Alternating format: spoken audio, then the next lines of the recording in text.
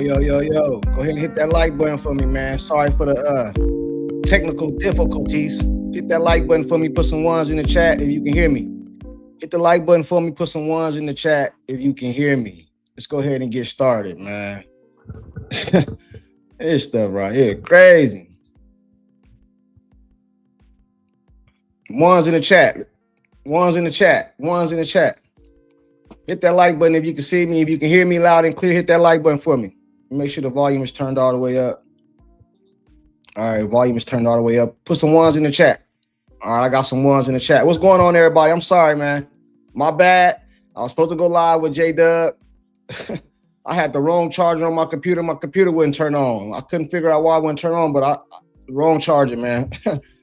It wasn't on J-Dub. It was on me. I apologize. We're gonna reschedule it up though. Hey, Ocean Tech, what's going on, man? Was it Andy? What's going on, Andy? Ron, what's up, Ron? Jeff, what's up? Anderson, what's going on? What's up, everybody, man? Hit that like button for me. Justice, what up? What's going on, man? Let's go ahead and get started, man. Y'all know what we talking about. Just Jules, what's going on? Courtside late because he giving Kelsey a foot. What up? Whatever, man. Pete, what up? Pete, Lisa, Philly, Maria, Maddie, what's going on, everybody? All right, man. Y'all know we talking about the Indiana Fever. You know, we can start off with the little all-star. What's up, Mike? What happened with the all-star and stuff like that? But I want to get into what I want to talk about. And that's how this Fever team looked dangerous to me. That's what I want to talk about. You know what I'm saying? I'm going to start pulling some people up. Hit that like button. If you want to pull up, the link going to be in the chat. Sean, what's going on, Sean? Ocean, Pete, KP, Maddie, what's going on, everybody? Loose Ball, what's up? Blessings. What's going on with you? Julian, what's going on? Hey, Sean, what's up with you, man? What's up, bro? What's going on? What we talking about tonight? What we on? You know what we talking about. You know, I'm about to toot some horns up here, bro. Come on, bro. You know that, right? Telling people this Fever team dangerous. But before we get into that, how'd you like the All-Star festivities and all the 3-point contests and all that? How'd you like that? The only thing I liked was seeing AZ get the 3-point contest like I low-key predicted. So other than that, the All-Star game was trash because the team wasn't playing no defense. Everybody was just chucking threes. It was cool to see pulling up from 38 feet. I haven't seen her do that in the game like ever. So other than that, man, the game just was terrible. No defense being played, no intensity, no incentive for anything because all the girls got paid. So they just chilling, having a good time. A lot of them were drunk because they all went out to the club the night before. They went out after the game. You know what I'm saying? I just saw Lauren Betts on the live getting on that the masseuse chair the day after. You know, it's all fun and games, man. You got to give them. You got to dangle a carrot in front of them in order to play for something important. Otherwise, y'all just gonna get the same product y'all got last year, and you're gonna get the same product you got this year. So, okay, cool. Ocean, what you think about the All-Star event? Well, I'm pretty set on Tuesday and Wednesday on the teams that I'm betting on. You know what I mean? So I enjoyed that because I know the Indiana Fever are going to be straight, and the Seattle are going to be wrecked. All right, we're gonna get to that right now, man. What you think about the All-Star? The All-Star game? Nah, man, I didn't enjoy it. But I don't think the All-Star game will be enjoyable until they kind of do the same thing like what they do with like the 3-point contest and that skills challenge where there's money on it. So like if the winner gets money spread out between the winners, then you might see some play. But right now, nah. It's a waste of time. I'm actually very impressed that Cece was only there for when she had to be there, which was like Saturday afternoon and then Saturday night. She spent nothing over there. She was all about business. She did her Iowa stuff, and that tells me that they're focused, man. And then like I know that there's gonna be some crap that comes out. I think John the Liquidator's doing it. He's saying that Kelsey Mitchell said something about Caitlin, like tell her to stop crying. You know what I mean? Like, it had nothing to do with that. Like, watch the whole interview. The interview said nothing about that. Yeah, I've seen it. I'm already getting to all that stuff, man. Maddie, what up, man? I'm gonna go around and talk about this All-Star. Then we can get into the fever. Maddie, what's up, Maddie? Hi. Did you Hi, see everyone. Did you see the All-Star game and the All-Star event? Yeah. Unwatchable. Horrible. Unwatchable. Okay, you got yeah. one liner, huh? Unwatchable. KP, what up? What up? All-Star, what you thinking, man? I mean, it is what it is. I think the problem is that they put themselves in the same category as the men.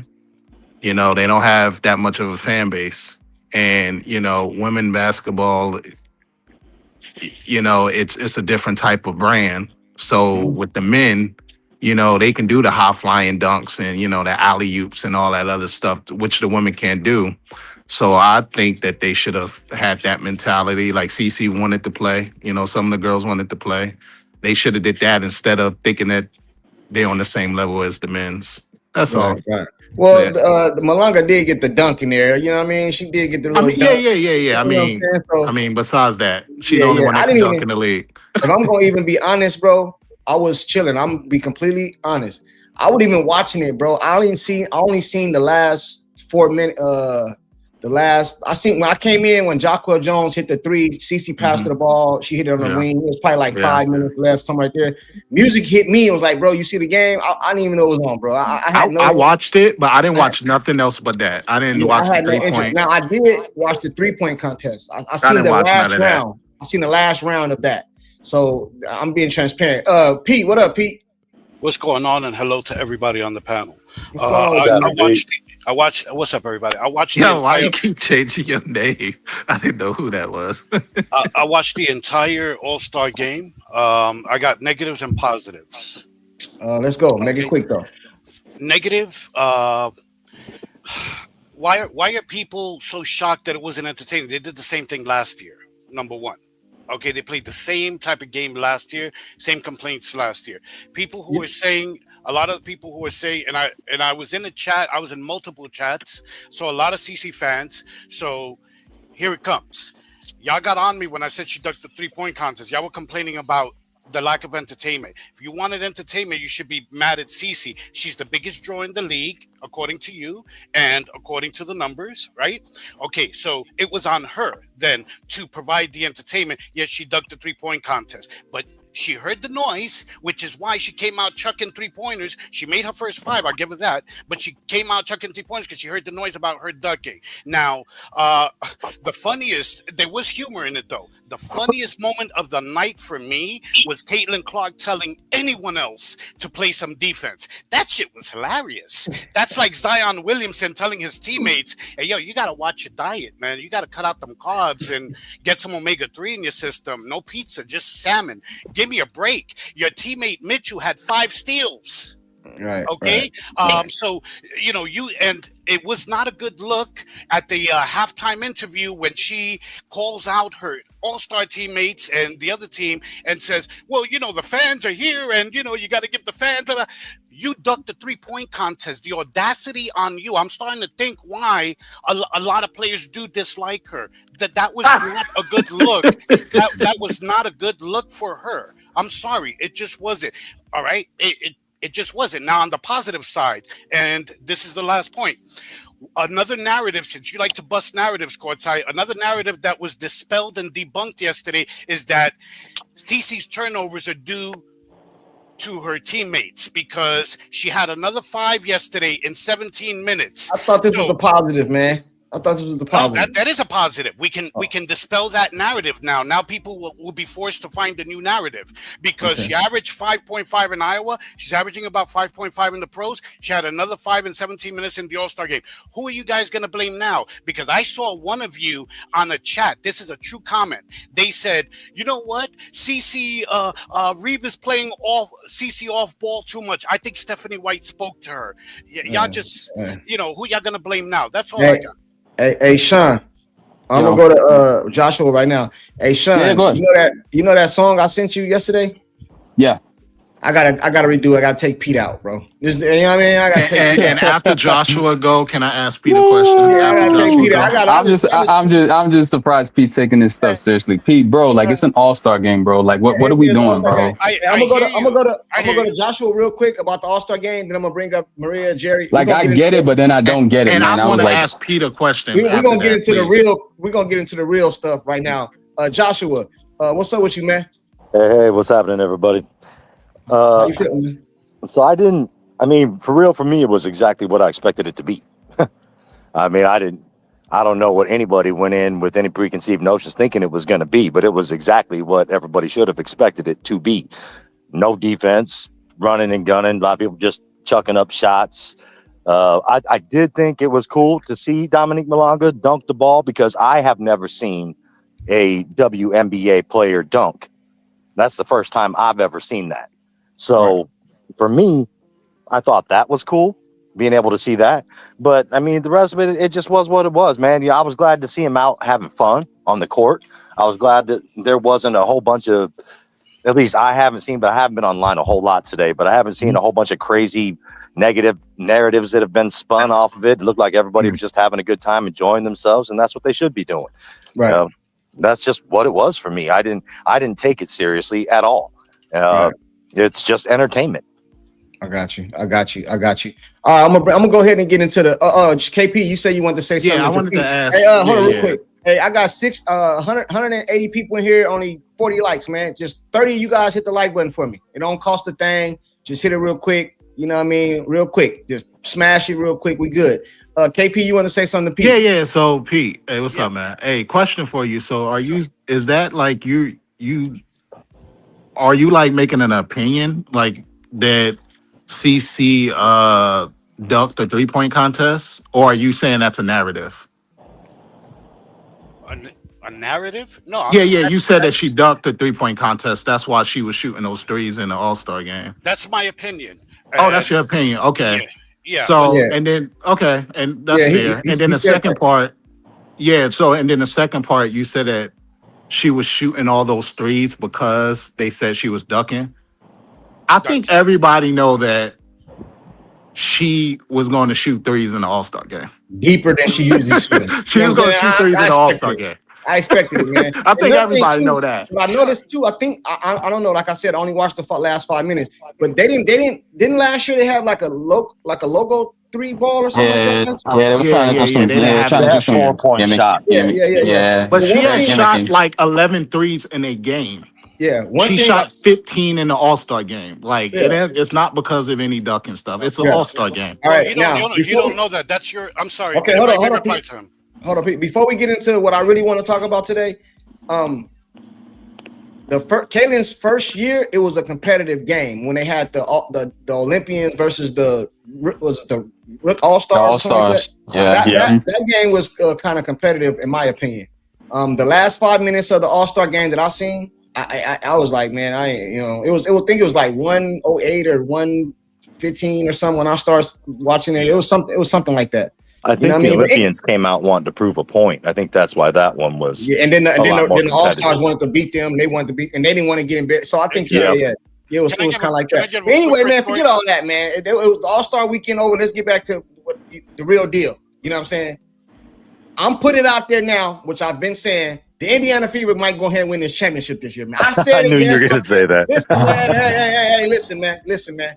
The Indiana Fever going to be in the finals this year, man. I want to get you guys' take on that. I want you guys to tell me if you guys think I'm crazy. I want you to tell me if your opinion has changed. And I'm only going off what the last sighting that we've seen, the last couple games, right? Now, they come back from the All-Star hungover and all this, which I don't think they are. Then I might have a difference of opinion. But right now, man, the Indiana Fever balling, man. What say you, Sean? Hold on, let me get Maria. Let me get Jeff. Let me get LNJ. Hey, what say you, Sean, man? What am I tripping? What are you seeing? They said, Courtside, you crazy? Okay, cool. That's your opinion. I got you. Opinion is not a fact. Shelly, AR-15. I see you. It's only an opinion when I say it. Sean, what's your opinion on the? You ain't got to go. You don't got to go as far as me. But just tell me your opinion. Oh man, look, I think this team is the way they've been playing. I felt like going into the break, I feel like this is like everyone's gelling at the right time. I mean, not just the big three, but I feel like all the other role players have bought into their role. Everyone's back. Everyone knows what they need to do in order for this team to be successful. The foundation has been set, and now these next 17 games are really all about, positioning themselves in the right place, for the playoffs. Everyone has to lock in. There needs to be no excuses. So I can understand your mindset thinking that they have an opportunity of winning it, because just based on the landscape of the league, anyone can be beat on any given night for the most part, except for the teams that are obviously tanking, like Connecticut and Portland to a degree. So yeah, I'm not mad at you, having that stance. But for me, I just want to see a few more games to see how they gel even more. But the foundation is there. Talk to me after the stretch of the 5 games, and Sean, we'll you see. can't do Don't that, know what brother. that means. I told you that. I told you that. I told you that the last stream, though. No, hold on. You my guy. I'm just being consistent. Yeah, but I'm being consistent. You're not being consistent. Hey, Pete, How so? help me out on him real I quick. told you 3-2, bro. I said after these 5 games, we'll come back to it. I literally said that the last stream. All right. That's what I'm You saying. think they're going to go 3-2? This is why I said that. Hold on. I'm gonna go to you. I'm gonna go to you next, Ocean. This is why I said that, Sean, is because not this. We did a breakdown of the next 4 or 5 games, right? You know what I mean? But the games before that, you said, let me see 5 more games. You seen them. They went 4-1. Now you saying it again. Let me see another 5 games. Nah, man. I'm not switching. Look, they proved me wrong, and I give them credit for that. CC So played well. KM carrying. Hey, it's gonna be chat. No, Panel and chat. no, Panel and it's chat. all about. It's all, hey, y'all hey, know, man, it's about. Y'all know, hey, panel and chat. Y'all know I rock a Shine, but this dude tripping. It's gonna be the last game of the season. Man. It's gonna be the last game of the season. He gonna be talking about something, man. I'm not gonna talk. Not for the last game. Just a few more games against certain opponents. I just want to see them smack them up. That's it. That's it. I got you. Ocean, what's up with you, man? How you feeling, man? I think they're gonna win it, man. Oh, thank you, man. Look, hey, I didn't hear you, man. The reason is say that louder, bro. You didn't say what you I have the WNBA ticket, so I watch a lot of basketball, and they're playing so connected. Like, all the narratives of getting everything that all these people keep talking about is getting thrown right out the window. Getting debunked. Sorry, Maria.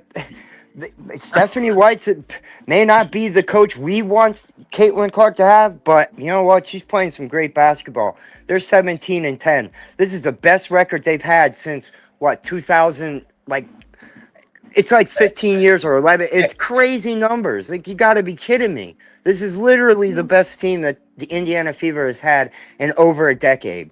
Mm-hmm. So I don't know what anybody's talking about. They are so damn connected, and they enjoy each other's company.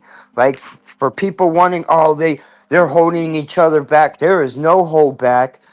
We may not understand their offensive philosophy, but as long as they do, that's all that freaking matters. All right, let me say one thing before. But here's the thing. This is what I'm worried about. One thing. This is what I'm worried about. Hey, Ocean, hold on, real quick. Right. Ocean, let me say one thing real quick. I'll let you keep going. I promise. All right. This morning, I was watching this YouTube, the Indiana Fever post-game press conference. I think it was the last game when they had Kelsey, CC, and Boston on the podium. You guys see that when they were sitting down? Yeah, I see you. I see them all. Bro, they read off this long list of things. Took like 10 minutes to read, bro. All the stuff they done did this year. They done broke this record. They done broke this record. The Fever team broke this record. Most points for this. Most points for that. Kelsey got a new record. The team got a new record. Most 100-point games record. Bro, listen. Bro, it's over with. I know you guys don't like to hear it. It's over. Just admit you were wrong. It's over, man. My bad. Here's the one thing. If the Fever continue playing exactly how they're playing, so that means they're going to average over 100 points. That'll be a record. No team's ever done that in 30 years. But let's see.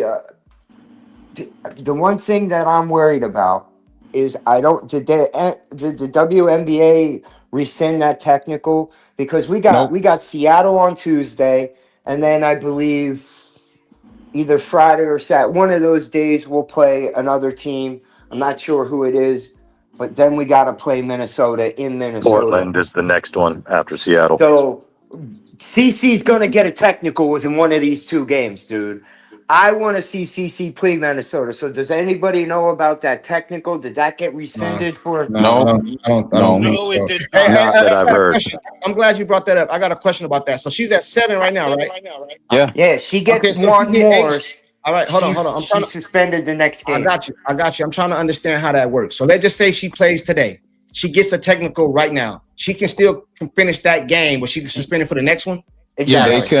They can actually schedule whatever game whatever it is she wants to actually get suspended from. Stephanie alluded to that. I mean, they do that all the time in the NBA too. So it's not really that big of a deal. It's not that big of a stretch.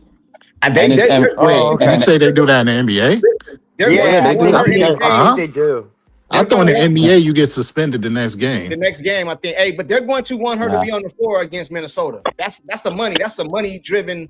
Like that game might break the record for most viewed forever, all time, man. Because it's anticipated. Everybody's anticipating that. You know what I'm saying? So it's gonna hopefully have to do over 3 million. So Yeah, 3.5 million will break everything. Hey, let me ask you this real quick before I go to Pete. Do you guys think that Kathy or the WNBA as a whole has told the referees, look, unless CC do something crazy, keep the whistle in your goddamn pocket. Do not be technical because she's the money maker, bro. You know what I'm saying? No, I mean, she got teed up, bro. I don't think that's the case. I think they're gonna call it down the middle. Okay. Why did the other ref let her just damn near cuss her out the other day? I think she was told not to hit her with no like. It depends on the ref, bro. I think she was told. We're not going to see any difference in the referees until they actually give these referees an actual salary. When that happens, there'll be a communication to where everyone's in line. There's too much of a division. Hey, Pete. Yes, sir. What do you think about the Indiana Fever? Let me ask you a direct question. What do you think about the Indiana Fever? The start of the season to now, you see a difference? It's the same. Like, what do you think about the beginning to now? They're playing better. They're flowing better. The ball movement has gotten better. That has made a big difference because I think that has had a profound impact on their shots. They're making more shots now, in my opinion. Or at least, the offense looks like it's gelling more. They're definitely playing a little bit more together. There's still work to do, but yeah, they're playing a little bit more together. Now, I have a question for Ocean Stacks. Ocean Stacks, do you believe that history repeats itself? Yes or no? Yeah. Okay, then based on your logic, the Fever will not win the chip this year because you said no ball dominant player has ever won a championship. Who's a ball dominant player? Caitlin Clark. Oh my God. Pete, go jump in a damn ocean somewhere, dude. And get hit by a yacht because you're clueless. Today, you're one of them. You're one of those liberals I can't stand. So I'm actually not a liberal. Well, and if you're a damn conservative, I'm embarrassed to even know you. They said, hold on real quick, man. Let's keep it basketball up here, man. Go ahead, Pete. Thank you. Okay. You see, it was Socrates who said, when the debate is lost, slander becomes the tool of the loser. Okay, that's you, Ocean, because you said, hey, let's keep it basketball, man. Let's keep it basketball, man. No ball dominant player has ever won the title. If you don't believe Caitlin Clark is ball dominant, you don't know basketball at all. And does Caitlin Clark pass the ball? Does Caitlin Clark pass the ball? Does Caitlin Clark pass it to the open player? Yes, she does. So, dude, that doesn't define ball dominant. Hey, hold on real quick. You are clueless, bro. You live in a crazy world. Let me finish. Unrealistic. I don't care what you say. Peace out, guys. I can't take Pete because he's a moron. No, stay here. Take your cooking. All right. Don't run. Hey, Pete, you're not cooking. I'm not cooking. Okay. I'm a finish. Go ahead, man. I'm a finish. Okay? I'm a finish. It's not, listen, if you say something and KP, you on deck because you said I ain't cooking. He said, no, you cooking a bad batch, but go ahead. He said, no ball dominant player has ever won the title. I gave him a list including Jordan, including Bird, who was ball dominant, including Dirk, who was ball dominant, Curry. Okay, so that right there, I destroyed that narrative weeks ago.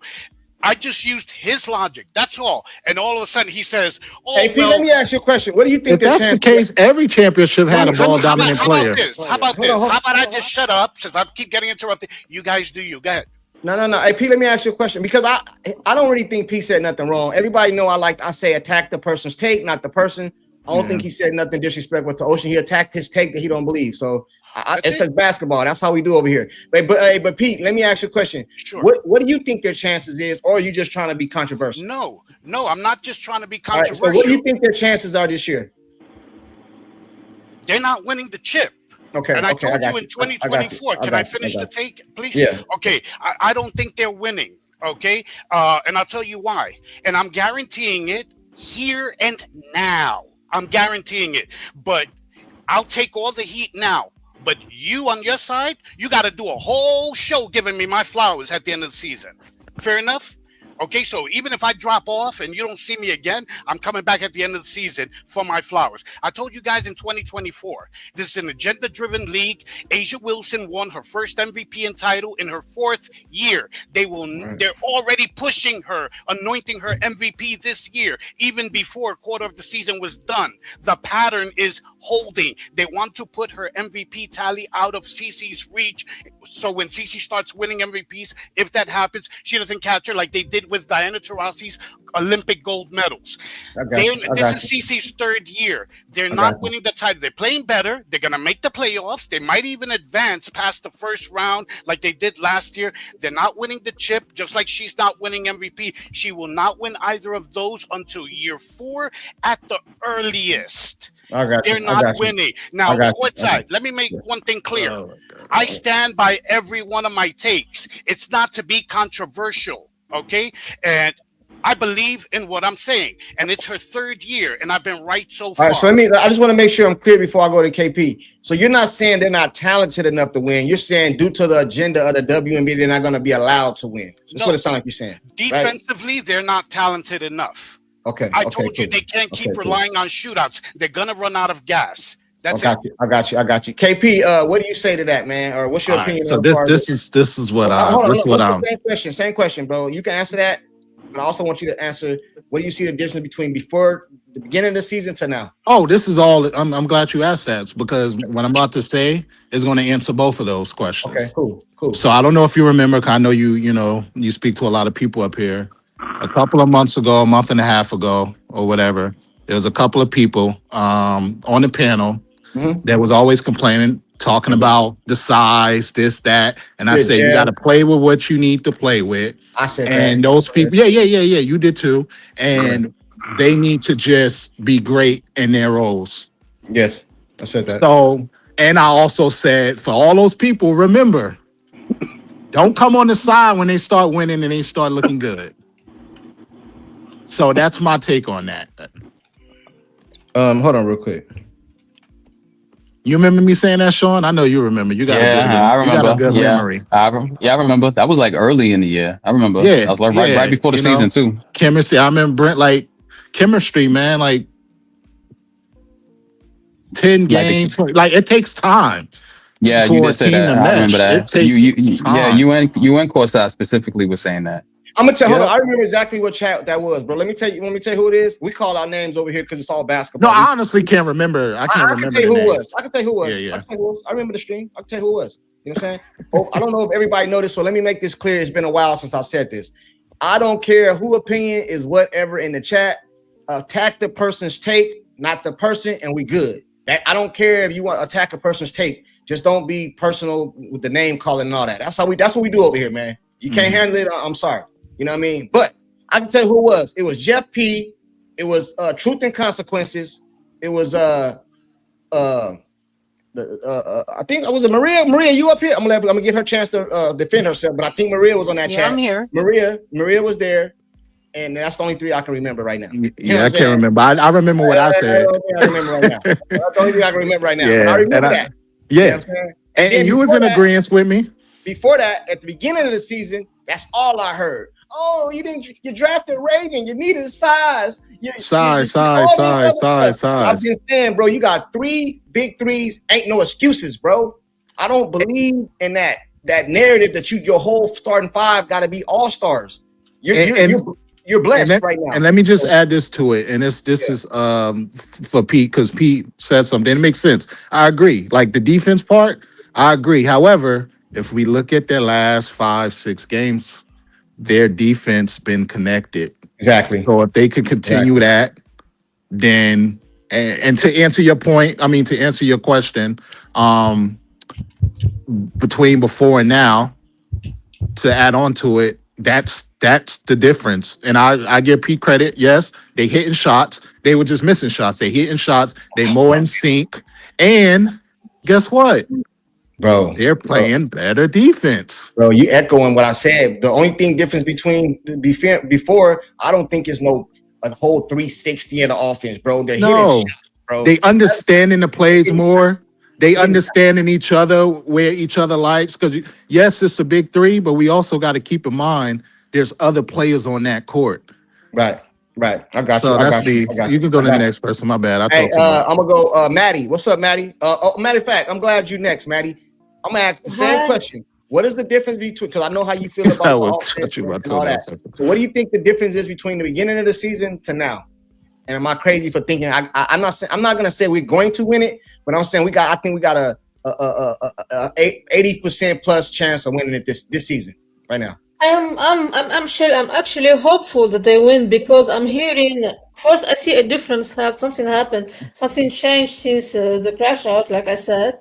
And I hear Cece and Casey Mitchell talking about the chemistry is there. It's all set. It's all good. Now they're focusing on the game. Stephanie White seems to be staying out of the way so far. So I think we have a good chance of winning. If they work a little bit on defense. Okay. Joshua, are you done, Maddie? You got something else to say? I wanted to thank Maria for the last time. Courtside told me you stood up for me or something like that. So thank you.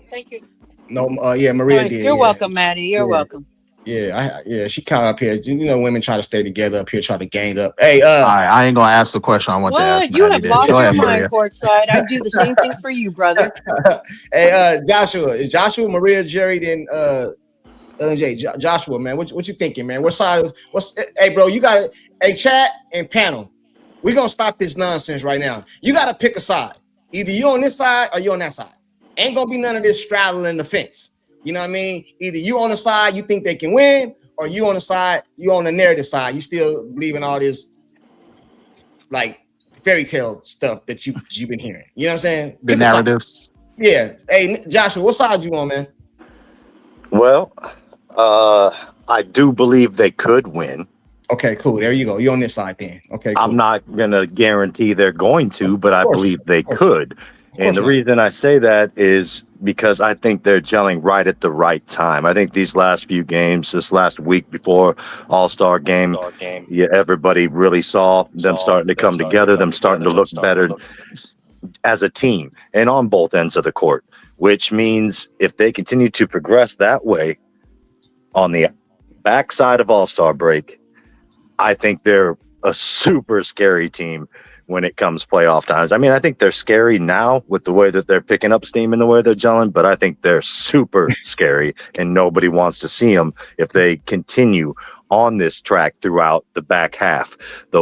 And the one team that would scare me if they got to the finals is Golden State. That's the only one. Me and Sean talked about this yesterday. Sean, I tell you, I told him the only one I kind of have a little something about is Golden State because the matchup, bro. I said, yeah. You know what I'm saying? I think they could get them in the finals, though, man. I'm just saying. I'm not saying they can't beat them. Yeah, but that's the one I wouldn't want to start the series off with Golden State, bro. They just remind me of. They remind me of like when Cleveland couldn't beat Boston in a regular. I think it was Boston in a regular season, but when it came to the playoffs, they just had their number. Can Right. I, That's what they No, I remind me got of you. I that. got you. Hey, Courtside, I'm gonna let you. before you Hold move on, on, bro, can KP. I I want to ask let Joshua KP finish. something? I Okay, want to let him finish though, real quick. Then I'll I'm sorry. go Go ahead. ahead. Joshua, So go ahead, yeah, man. I do think they could win. I'm not gonna sit here and guarantee they will. I Of do course think not. that it's gonna be a fun and exciting time for Indiana Fever fans watching the back half of this season into the playoffs, because I don't think we've seen anything yet. I think they're just starting. And I think the reason for that is because a lot of people, I don't think, take into consideration that Caitlin didn't play all year last year. She'd only played 1 year with Aaliyah and Kelsey. You need more than one season to really build a strong chemistry within your team. And they were robbed of that. And I don't think they were just robbed of that. I think they were set back even by Caitlin's injuries. So now that she is feeling better, her body's feeling better, Aaliyah is starting to get better because she's had her issues with injuries, but she's looking better. It's just coming together at the right time. And as they feel better, the team is starting to look better all the way around. You know how you know that the Fever team is better. You don't even gotta listen. You don't even gotta watch the games, bro. All you gotta do is watch all the people that were saying fire Stephanie White, trade CC, send her to Europe, send her to the Sparks. What's the name? Dad, Klay Thompson. Dad said the Sparks want her. You ain't heard none of that lately, bro. You know why? Because It wasn't true. It They've wasn't been true. balling, Well, and they've been balling and winning. How can you say that stuff when they winning? Yeah. Can I say something? You know what I'm saying? You ain't gotta watch the game. You can tell all the people that's been saying that. A lot of them disappeared. You don't see them no more over here, huh? I They did. gone. I'm Well, and still I'm here. also I hoping agree with they've been that. seeing So I'm they've not saying been everybody. seeing those girls Not saying everybody. together a lot Yes. lately, doing I'm not saying everybody. panels, doing interviews together a lot lately. Like Yes. Kelsey and Caitlin, I feel like I've seen them together answering Yeah. questions more than I've seen yet Yeah. up to this point in those 3 You years. know, And being able Courtside, to see them together, see their chemistry, see how they are with each other, see they really do care about each other. Yeah. I'm hoping that they're expelling a lot of those narratives by doing Right. that too. They are.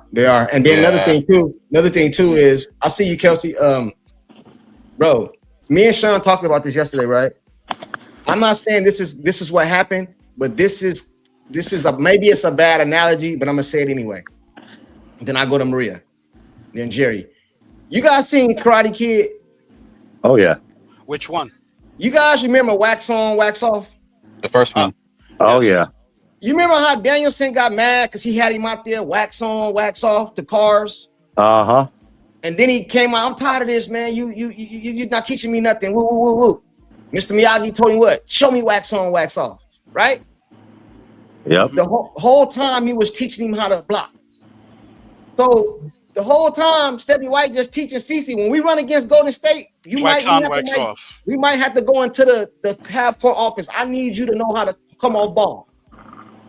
Yep. You understand me? And then the last couple games, a couple of them threes she hit was off ball. Sean pointed that out to me. Yeah.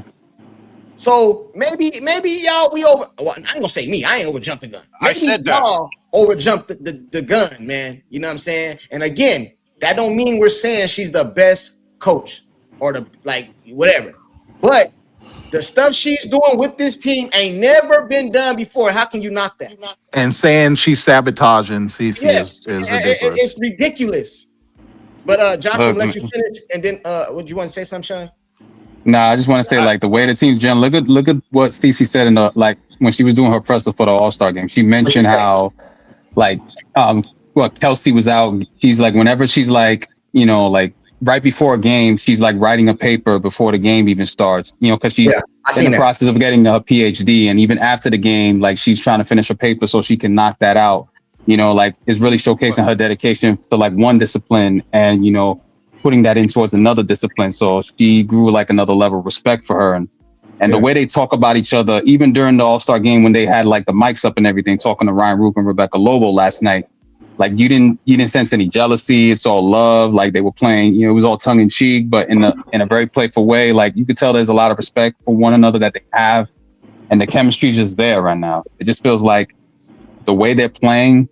I don't know. It's going to be tough for most teams to like get a handle on both of them. You know, if they're playing and gelling and connecting like this. I got you. I gotta go to Maria. Maddie, go. Whatever you want to say, I gotta go to Maria next, but I'll let you say something. Maddie, go ahead. Yeah, I think that they will do whatever it takes to win this year because they're not sure that they will be together next year. Kelsey Mitchell said that she built a bond and a chemistry with Cece and AB and the team for years to come, but we don't know for a fact that they'll be together next year because of because of money or whatever. So I think they will go all in to win this year together. Right, I got you. But Maddie, let me tell you this. Don't even worry about that because they'll be together next year. I know people don't want to hear that. They ain't going nowhere. Don't, stop. Maddie, listen to what I'm trying to tell you. Stop believing what the haters say. The haters been saying that because they don't want them together. Don't believe that nonsense. This team, it will be malpractice. I don't care how much money they got. They are not letting this team split up. Now, as far Jalen as just said Lexi like yesterday or something in an interview, I don't ever want to play on a team without Kelsey. Hey, yeah. As far as Lexi and Sophie and the rest of them, now they might be gone, but one of the two. I don't think Lexi and Sophie be back. I don't know, but one of the two might be gone, or Hines Allen or Billings and all them. But the big three ain't going nowhere. Stop listening to them. Start listening to me. You want to listen to somebody? Listen to me, man. Okay, I'm listening. You know why you listen to me? I hope they stay together and Stephanie White stays out of the way. Yeah. Listen to somebody that's listen to somebody that's Maddie, the only time you don't listen to Courtside is when he's talking about the Cowboys. Other than that, you can listen to him anywhere. Hey, you know why you can listen to me, Maddie? And even if I might be wrong sometimes, you can listen to me because I'm coming from an unbiased perspective. A lot of the people that have been saying that, they wanted them gone. They didn't want them together. They never wanted Kelsey to sign. They never wanted Stephanie White. It was from they had their own agenda. I'm telling you from a pure basketball analogy. The big three will be in Indiana next season. Don't believe nothing else. Believe me. Okay, cool. Thank you. Maria, go ahead, Maria. That's crazy to say. Hello, everybody. He said, "Don't believe nothing else." Everybody on the chat. Believe me. Hello, Maria. And you know what? I hate to bust you guys' bubbles. I'm not a hater. I'm an observer. Okay, first of all. Yeah. And on top of that, okay, I'm not convinced that Stephanie White's not going to freaking go back to whatever she was doing before. Okay, so I can't be too confident. Am I happy that the team is doing better? Of course I am. And I almost threw up the other day when I gave her a slight little bit of credit. Okay, but I'm not about to throw everything in one bucket because Stephanie White may have just decided, like Maddie said, to get the F out the way. Okay. Now, one of the things that I also wanted to say about when we talked the last time, remember you guys that I was talking about redundancy, right? Yeah. I don't know if you guys noticed this, but there was definite redundancy in the last game. The things that I observed, no hub and redundancy. And the flow, if you notice, the flow did not change. That to me is an improvement, right? So I don't appreciate being called a hater. I think Stephanie White's an arrogant asshole. Yes. Okay. I can't hear her. But the fact of the matter is, I'm watching the games just like everyone else, and I'm pleased. Of course, I'm gonna go out and go back in. I redundancy. can't hear. All right. Because the redundancy benefits the team, because once you substitute the starters, the ones that come in after, like Harris, kept that tempo going. If you guys notice, for the most part of the last game, the tempo stayed the same. That helps in what they need to do, and along with an improved defense. Now, do I think that the defense they have right now is going to get them to the end? I don't think so. And yes, I'm one of the ones who said we needed a big. I still believe we need a big, because the rest of these games are going to start showing themselves, and it will reveal if we needed another big or we're okay the way it was. Right. I got you. Let me say one thing to that, Maria. You are a hater in my book, but it's all love. It's love. It's not. It's love. It's love. It's no. And that's fine. It's fine. Check this out. I'm gonna say this, right? I'm just playing with you too, Maria. You my girl. You my girl. I'm just playing with you. I know where you live, bro. I know where you fucking live. Let me say this real quick though, right? I understand. I somewhat agree with Maria, and I'm gonna be honest about the hub and all that. But I don't look at it the way she looks at it, right? I look at it like this. sometimes, man, you have to have more than one way to win. You're not gonna blow out every team. You're not gonna fast break out every team. You're not gonna out rebound every team. Hell, sometimes you might not even outscore every team. You have to have different ways to win. In some games, if we need AB with the ball in her hands because we're playing against an Asia Wilson or something, we're trying to bring her out the box. Like, bro, you have to have multiple ways to win. You can't be a one-trick pony. You know what I'm saying? Agree, Courtside. I agree, Courtside. But one of the things I have been observing is that when she's playing the hub, not only does it slow down the system, but AB suffers from it too. Now, someone can sit here and go, yeah, but she's shooting threes and she's shooting threes. Yes, but the rest of her game that she is also good at is suffering. Right? I know, but she got. It's not. I disagree with that. When you say hub, though, you make and that's okay. Like that's okay if you disagree. I'm just saying it is slowing down the game, and her stats were quite different from the stats that we saw in that last game. Because in the last game, they all ate. They all ate. I don't care about no stats, but this is what I'm saying. But Maria, when you speak, it sounds like you're saying she's the hub the whole game. It's certain parts of it. It's not like it's the. Maybe I don't see it. You know, I don't see it. Can I ask Maria a question real quick? That the games that we didn't see a hub, and we saw CC managing the ball. CC, AB, and Kelsey all ate well. Yeah, but I just don't see Boston don't never had a ball like that. I don't see that. Hey, may I ask Maria a question real quick? Yeah, okay, it's real quick because her and Maddie said the same thing. And this Casey, I'm just trying to understand this comment that you and Maddie said when you said that Coach Stephanie White got out the way. That's why they're playing better. What have they done different? I think that coach let the tempo go the way it was. She also wasn't subbing CC like every 2 minutes, because if I recall, in the last game, CC played 8 minutes of the first quarter, which kind of makes sense, right? Makes sense. I don't have a problem with that. So the flow, sometimes as a coach, just like any of us being human, right? We have to at least say, we're human, and I swear, people, I try to give people the benefit of the doubt, because just like everyone else, I'm human too. But at the same time, when I observe something, just like everyone else on this panel, just like everyone else in the chat, okay, there's things that I don't like, but there's things that I do observe and that are improving. But you right now can't sell me. You can't sell me on Stephanie White right now. I actually think she's been out coaching.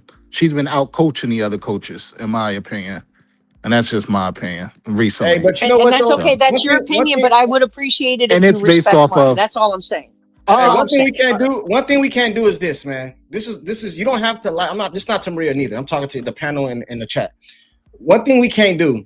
You can't take a narrative that's been at the beginning of the season and use it at the end of the season. Like, you can't say, oh, she subbed her in 3 minutes. That was games ago. That has not been done. And you got to look at why that happened. It has not been done in forever. You can't just like the narrative. Oh, she's gonna go stand in the corner. You can't. She's gonna stand in the corner. Like, bro, you can't use these same. You have to go off what you see in the game. And if you don't see her coming out in 2 minutes and all that, because at one point was being precautious. You can't do that. You know what I'm saying? You just. I don't know. You can't do that. But I gotta go to Jerry. Jerry, you there, Jerry? Yeah. All right, my bad. Go ahead, man. Doing? We good. That's good. Listen, the only thing that I have to say is, in the last 2 minutes, Courtside, you said you don't care about stats, but we can't, take something that was done 5 games ago and bring it to today. All Maria's saying, the only thing I've ever said is we have this long history of things that you're doing and things of how Stephanie is interacting with Caitlin. The refs are interacting with Caitlin. The league is interacting with Caitlin. And, I'm with Maria. I'm not going to let them off the hook just because it feels good today. I have too much history that I'm looking at that tells me this ain't going to work out like everybody thinks it's going to work out. Okay? It might be sound nice and rosy, but I don't think there's any way unless there's a huge change in her overall, meaning Stephanie's overall approach to how CC is used, that we could possibly ever win a championship. Hey, Jerry, do you? But do you, that's my opinion. No, you're Nobody gets to attack it. Not Pete, not anybody. Yeah. We attack. Yeah. No. Hold on. Of course we can. Listen, What are you talking about? Jerry, Jerry. And Hold on. tell me that Hold on. I can't think the way I No, think. Jerry, let me correct you real quick. Let's call it debate. You come up here all the time. You come We up here all the attack time. takes every day, bro. That's the whole show. I'm the only one that can get shit You on. try to and share attack. off of the towel. Hey, hold on real quick. I want to make sure we clear. I'm the only one that can get I don't want nobody to feel disrespected. Jerry, if we attack you, it's not you, it's your take. That's what we do over here. We never attack you, but we're gonna attack that take because I'm about to attack it right now. You know what I'm saying? So listen, check this out, right? Jerry, do you think CC is a smart girl, smart woman? You think she's pretty smart, right? Went to college, got a degree, she carries herself well, she don't get into stuff. Do you think she would allow somebody to just jeopardize her career? So if because you were one of the ones that saying her and Stephanie didn't like each other, and from I don't see that. So why do you want to go against the negative when you're seeing all the positive? Because you only mention you don't mention no positive. You mention all the negative. And I asked you the last live. He does. I know that I asked you the last live like a day ago. Do you still want Kelsey Mitchell traded now? You said yeah. And I don't understand how that's basketball when you seeing what they're doing, right? So all the stuff Stephanie White done this year, it's been multiple records broken. Not just CC, the Indiana Fever as a team. You have to give Stephanie White some credit for that, whether you like it or not. Listen. All I know is this. Right. There's such a thing as interpersonal relationships. Okay. When I have a star player and you consistently don't acknowledge her and what she's doing with and for the team, all of us agree you can't win a championship by yourself. You can't even win one game by yourself. We all agree on that.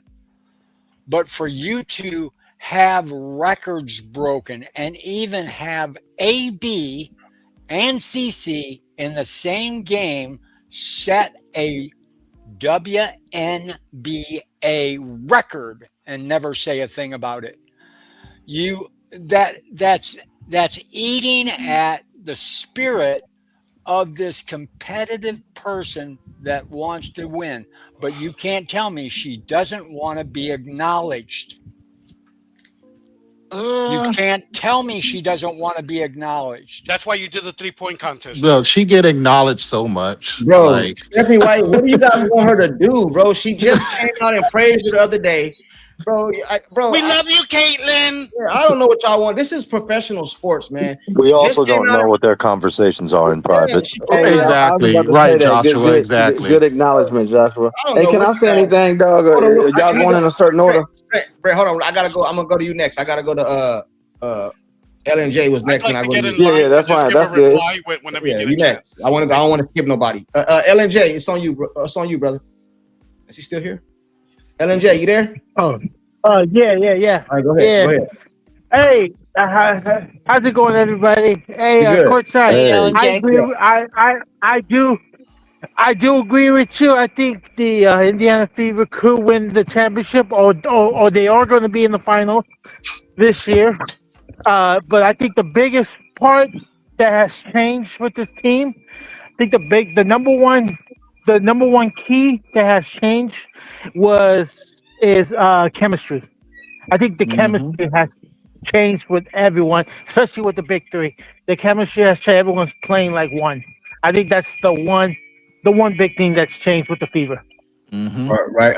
Hold on real quick. Asked me a question. He said, I'm sorry if it's not a man. I don't know if it's a man or woman. It's Umbrido. Hey, Courtside, you're a Cowboy fan, right? Did the Cowboys win the title in '95 because of Barry Switzer or in spite of Barry Switzer? Was Barry Switzer as good as Jimmy Johnson's? Honest question. No, they won that championship because Jimmy Johnson put that team together. Jerry fired him. Barry came in and took Jimmy's team and won a championship. But even though I believe that, you still have to give the coach some credit because he could have messed it up. He could have messed it up and didn't win it all. You know what I'm saying? No team wins without a coach. I mean, he could have messed it up. He did have Jimmy Johnson's team, but he could have messed it up. So I agree with you saying, because even Jerry, that's why he fired. He said, I can coach this team and win this. I don't know if you guys are not Cowboy fans, but Jerry told him, I can coach this team and go win a Super Bowl because how good they were. But you have to give Barry Switzer some credit, man. That's just how I see it. You know, it is what it is. You know what I mean? Just like Mark Jackson. You done LNJ, or you still got more? Oh, no. You can go on to the next question. All right, Brent, what up, man? What's going on, man? How you feeling, man? Dang, do I have any background noise? I'm good. Nah, you good. You good. All right. Oh, hey, before you get into what you want to say, I want to ask you this question I asked everybody else. The difference between what do you see the difference between beginning of the season to the Fever currently, the last, let's say, 5 games? I mean, the biggest difference for me, man, if I'm being honest, because I am biased, and I'll say that up front, I have thought from preseason and game 1 that we had a good team. So I'm not looking at what's the great, immaculate, divine intervention that happened, man. They finally are clicking in ways that they weren't clicking, regardless as to whether that's practice time, truly getting to know each other, or injuries or whatever. It doesn't matter to me. They're just simply playing better. I'm still looking for a little bit more intensity on the defensive side consistently. But other than that, they're just playing better, man. I said all along, give them some time. So I'm not surprised at all. You and me both. I think me and you have I've been consistently saying that, man. I think we've been on the same train all year. Anybody that watched the channel or be in the channel, I think that if you don't admit that, you're crazy. Add KP to that. Yeah, I mean, anybody in the chat that's been dogging me since we met, you know what I'm saying? At least admit that. I've been saying that the whole time, man. So you don't get credit, Brent. You don't get credit. But we be I don't give no credit, just like Stephanie, right? Look, this is my thing, man. I'm gonna touch on a couple of things because I know I'm late to the game, and when I finish, then I'll be quiet again. But I got it. Okay, one, I know Maria, you've been beating the drum about no hub. And I understand what you're saying. Trust me. Like I said, I'm used to Aaliyah back to the basket, big South Carolina, point blank. Okay. But at the same time, what's not understood is that there are different ways to play the game, just like there are different ways to defend the game. And I'm telling you what I witnessed when Caitlin Clark's Iowa team beat South Carolina with Aaliyah Boston. They literally had 4 players on her. And anytime she moved right or left, it was an offensive foul. She was in foul trouble. She got put out the game, and they lost by 4. So you can't just put somebody down low and be the only way that you play them, because Iowa, I think their biggest player maybe was 6'1", 6'2", Stokey at the time, or it might have been Savango, whatever her name was. I apologize. But they weren't a big team, but they just clogged up the middle. So you've got to be able to move your big around. It's modern basketball. That's why Joel Embiid shoots threes. I mean, everybody eventually finds their way out there. That's fine. And it's going to either show the benefits or the lack of it when we get to the big games, right, Brett? I mean, only time. Right, but that's what I'm saying. That I'm glad you said that, because the second part of the comment is playoffs slow down. So all of this CC ball running, it's not going to work in the playoffs. We will have our moments, but we're going to have to be able to score maybe 80 points. We're going to come down from 95, you know what I'm saying, with the better teams, and that's usually who you play in the playoffs. They are not going to let you run and gun. So at that point, AB will be down low, and she will also be at the hub, because having her out there opens up the game. If you think about the last game when you said no hub, Connecticut had no big. Brittany Griner wasn't playing. Aaliyah Edwards wasn't playing. So you could have said, take her down there and pound the ball. I get it. But you also could say that's a game for her to be outside, because she does shoot threes. But not only that, it opens up the middle for slashers like Caitlin when she goes to the hole, especially Kelsey when she goes to the hole. That's the big three. So sometimes Aaliyah sacrifices parts of her game to open up real estate for others. Yep. It's just part of the game. You know what I'm saying? Can I reply? And you're forgetting one thing. Hold on, real quick. Real quick, hold on, Maria. Maria, hold forget on. about it, Pete. Forget about it. I want to show you guys something real quick that Sean just sent me. Real quick. Here it is right here. Can you guys see that on the screen? No. No. You don't see nothing on the screen? Nothing. Mm-mm. No. What the hell? Oh, here it is. My bad. Right. Okay, it says chance to win WNBA Finals #1, Indiana Fever 24%. And This Ronda is Rousey was a all right, minus hold on. 1,200 favorite against. All right, but I'm just saying, we know this don't mean they're gonna win it. But what I'm saying is the narrative, the things are changing, man. This wasn't like this 5 games ago. It's because they balling, bro. Why do everybody see it except y'all? Can I say something to that? I'm just asking. Can I say something to They that? want to stick to the script. I'm just asking, like, bro, this is ESPN analysis, bro. I'm not saying ESPN is right, the end all be all, but they don't got no reason to put the Fever up there over the Can Aces. I reply to you? Go ahead. Okay, thank you. To you and KP, because KP mentioned the better defense. I want to know where this better defense is because I just did a little bit of research while I was waiting. Against the 6 bottom teams in the WNBA, which are Seattle, Connecticut, Chicago, Phoenix, Los Angeles, bottom 5, excuse me. We've played 9 games against those 5 teams. We're giving up an average of 92 points per game, 92.2 versus the bottom 5 teams. We are averaging ourselves on offense 92 points between 92 and 93 games. I want you to explain to me, guys, since I don't know much about basketball, but I think that's pretty even, and I'd like to know, how do you win a championship when you're giving up as much as you're averaging and to the bottom teams when you haven't even hit the meat of your schedule yet? Like I said, I don't know much about basketball. Can you please educate me? Thank you. I'll let him talk, but I'm gonna say this. Sometime, just like for example, if you look at KK stat sheet, if you didn't know her, you just looked at her stat sheet, you'd be like, damn, what is this? What did an eye test tell you? Like, you can look at the Indiana Fever team and you can tell if you've been watching the game that their defense has gotten better and they still got more games to get better. I just gave you the stats. I know. So let me answer now because I saw what you just did there, Pete, and it's not going to work. So check this out. We because you mentioned what we said, right? We said the last 5 games, right? So let's stick on those last 5 games. So, and we can even go 1, 2, 3, 4, 5, 6. We're gonna say 6 games just to even help you out a little bit. So the last 6 games, 89. The defense, right? They stopped the team. 89. They won that game. 75. That Seattle was a shootout. Besides that, 88. So their defense has been better. That's what the whole point was compared to the beginning.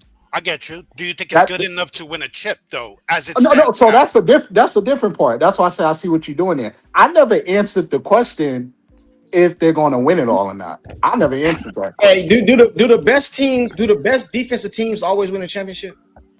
No, they don't. They got to be good enough. They got to be stellar. They got to be stellar. Neither do the best offensive teams, though. I know, but what I'm saying is, bro, listen, man, I don't care what the stats sheet say. If you watch the game, you can tell that their defense has gotten better. That's not even a debate. Like, if you say otherwise, I don't know what to tell you. And they've had some mental lapses, but not as many mental lapses as the beginning. They just look more comfortable out there. What was everybody saying? 10 games ago, I give or take, I don't know to be exact, but 10 games ago, what was everybody complaining about? Why was people saying fire Stephanie White? What was their main reason? You don't give CC help. You let her isolate her. You put her on an island. You did all that. Have they been doing that lately? It ain't because they don't want to. It's because they can't. So what that tells me is the defense has gotten better. They're helping out on defense, and I see it. They're not perfect, but I see it. They've gotten better. Okay, can we settle on this? Can we settle on this, KP? I feel they've gotten better to a small degree, not nearly enough. This is my take. Not nearly enough to win a championship. That's my opinion. Hey, but And you that's know what? fair Though? enough. They got The a other- lot the more other games side- to play. Check this out, though. I agree somewhat with Pete, but what I'm saying is they're I gotten get that, better. But the other side of that coin is they defense got to stop us, and we putting up 100 damn near every game. So they got to play defense too. Pete, that's a fair point. But the good thing is they still got another, 17, 20 games And I hear you, KP. to improve. And let's hope it keeps improving because, Yeah. like Brent said, all I'm saying, KP, like Brent said, in the playoffs, it grinds to a halt. That's all I'm saying. And you can't rely, and I've said this many times, you can't keep relying on shootouts. And when she dropped the 45 and 10 game, CC, I posted under your video, Courtside, maybe there was a rhyme and a reason to Stephanie White's process. Maybe the reason she's separating AB and CC in games, like sitting one, playing the other, and alternating, is to make CC find other ways to win. Make her involve the offense. Well, I said that. Nobody seems to remember, but I said it. I remember you saying that. That's a good but take. see, the reason that nobody is taking note of that, Pete, is because that gives Stephanie White credit. Exactly. You see what I'm saying? Anything that we say that makes her a coach is just 100% pushed to the side because she's incompetent and they don't like her. But some things that she does, you have to acknowledge if you are an objective fan sitting back watching the game. Absolutely. Brent, and anybody who disagrees, I just want to give you And here's the thing: no team is going to be successful without a good enough coach. I don't understand why people thinking that. Let me tell you guys something, right? Brent, I agree with what you just said, and let me tell you how I know why. And the person that I'm talking about, I'm not gonna say his name, but I just seen him in the chat. So this person that's in the chat right now came in my chat the other day, my video. I said CC is better today than she was in college. They got mad at me and went off on me in the chat. I mean, in the comment section, told me the only reason you're saying that, Courtside, is because you want to give Stephanie White credit for her being better. So, bro, like, if you can't see that she's better, it's because you hate Stephanie White. Bro, y'all gotta stop, man. I'm sorry. Yeah, you're right. Y'all gotta stop, man. You're right. Hey, Sean, what happened in Gladiator when he fought the big guy and you know he's used to fighting one-on-one. All of a sudden they bring out the tigers. Now you gotta fight a different way. Now you gotta learn to adjust. You gotta learn to let me say this. You gotta learn to adapt. Yeah. And I just pulled up a stat, right? And granted, I agree. Courtside say he agreed. Of course, there's still room for improvement, right? For defense. Right now, the Indiana Fever is second in point differentials when it comes to winning. And this is with the defense that we've had from the beginning and showing the improvements. I think they just want to get better. Yeah, but we're second.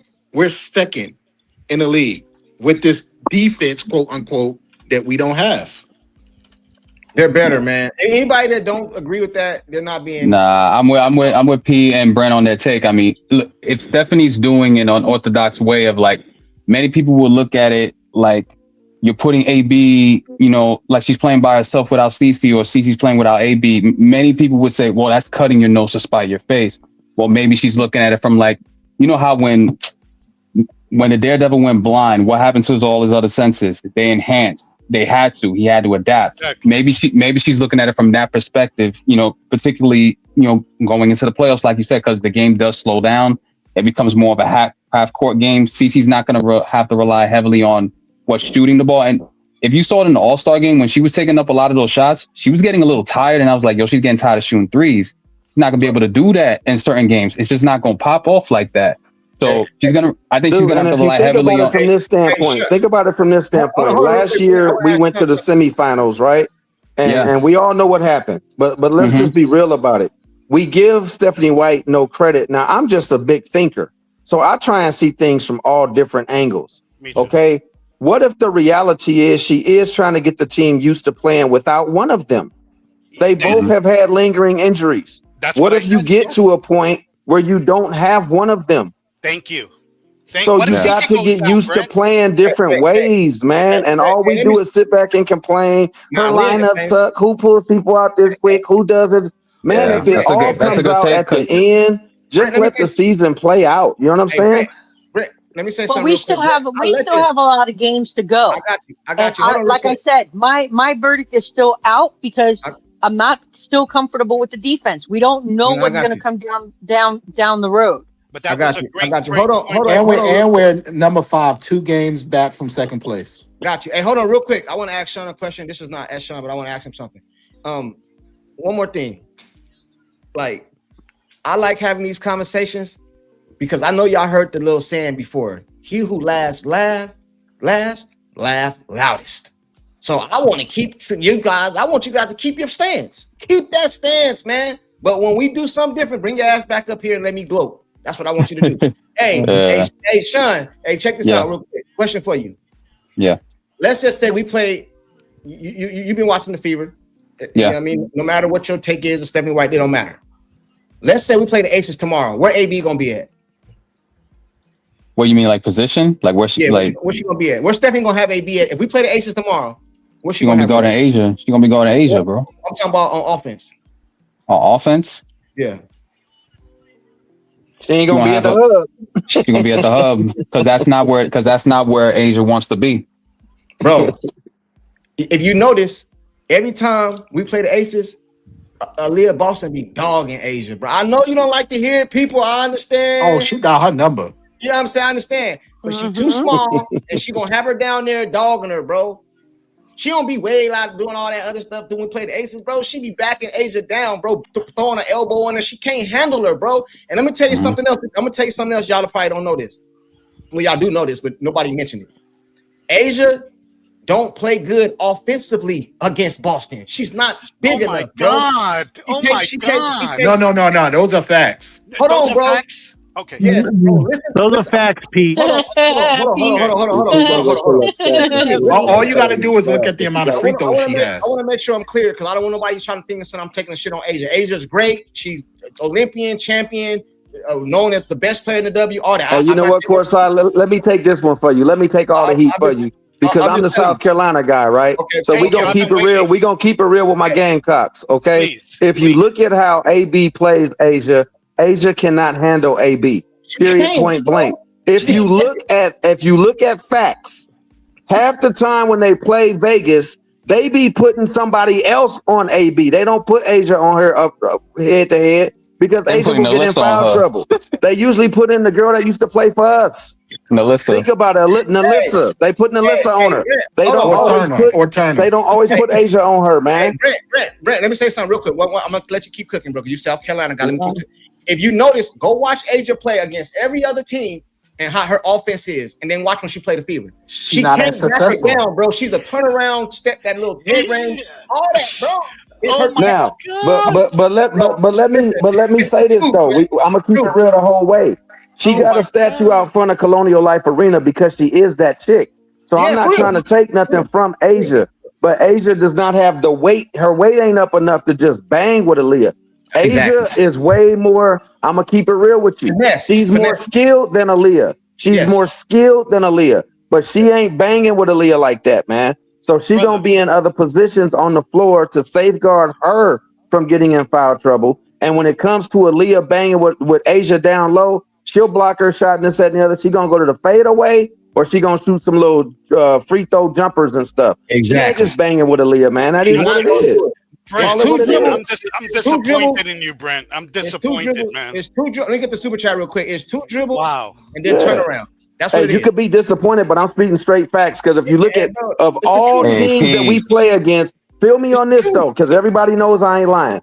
Of all teams we play against, who calls the least amount of fouls and when it comes to the bigs? When the Aces play us, the refs let them battle. Yep, they very rarely call a whole lot of fouls. They let them two girls battle because they know that it's clean. They know they ain't coming at each other with nothing. It's respect, but they let them battle. And AB gets the best of it. That's being real. Hold on real quick, man. Let me get the super chat real quick. Pete, hold on. I got you. Hey, just take it, Pete. It'll be all right, man. Hold on real quick. They said he said 30 joules clutch. Hey man, I'm not familiar with the joules mean. I'm new to that because somebody did the other day, but salute to you, whatever it means. Salute to you, man. I appreciate you tuning in, man. I just don't know what that joule, that the 30 joule, I don't know what that is. You know what I mean? But salute to you. I don't know if it's I don't know what that is. Hey, salute to you, man. Appreciate you. Listen, hey, J Dub. Hey, Jub. Chat and J Dub. I want to apologize for our stream earlier. It was not J Dub's fault. It was my fault. I even tell you guys what happened. My son, when I was in there, he done went in here and changed. He put his charger to my computer and took my charger. And I was wondering why my computer wouldn't turn on because I didn't have the right charger. You know what I'm saying? Old head stuff, right? Yeah, I couldn't get the computer to turn on, man. I was like, why? You know, it won't come on.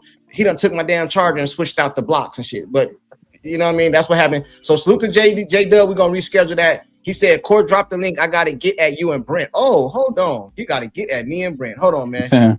Meanwhile, can I ask you a question? What matters more? Hold on real quick. Hey, somebody, LNJ, can I put you in the back? Put me in the back. I got you. I'll put Maria in the back real quick. Game 5. Did y'all watch Game 5, Vegas and Indiana last year? Game 5, winner take all. Asia dropped 35 points to Boston's 11. Asia was 35-8-5.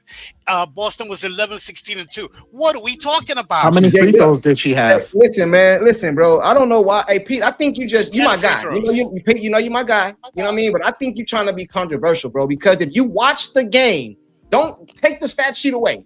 If you watch the game, Asia don't just dog AB. I don't know how you don't. Wait. You telling me to throw out okay, cool. All right, let me do what you're saying. Watch all right, the game. Okay. I watch Indiana Fever games. Caitlin's shot is beautiful. We ain't talking about Caitlin. We're talking about AB. I'm using your logic. I'm using the eye test. Her shot is beautiful, the arc. But if she goes 5 for 20, the beauty of her shot don't matter. The eye test don't matter. Okay, I'm a numbers guy. Give me the numbers. 35 points. So you one of those analytical guys that don't really know the game of ball. Got it. Hold on, J Dub. What's up, man? J Dub, what you got, man? What's up, panel? How y'all doing, man? Everybody good? Yo, J Dub, what up, bro? Hey, I just joined, so apologies. I haven't been keeping up, but I do want to address Brent and Courtside, man, respectfully. Look. I agree with a lot of what y'all say. But I remember in the last live, I couldn't get on. I was at work.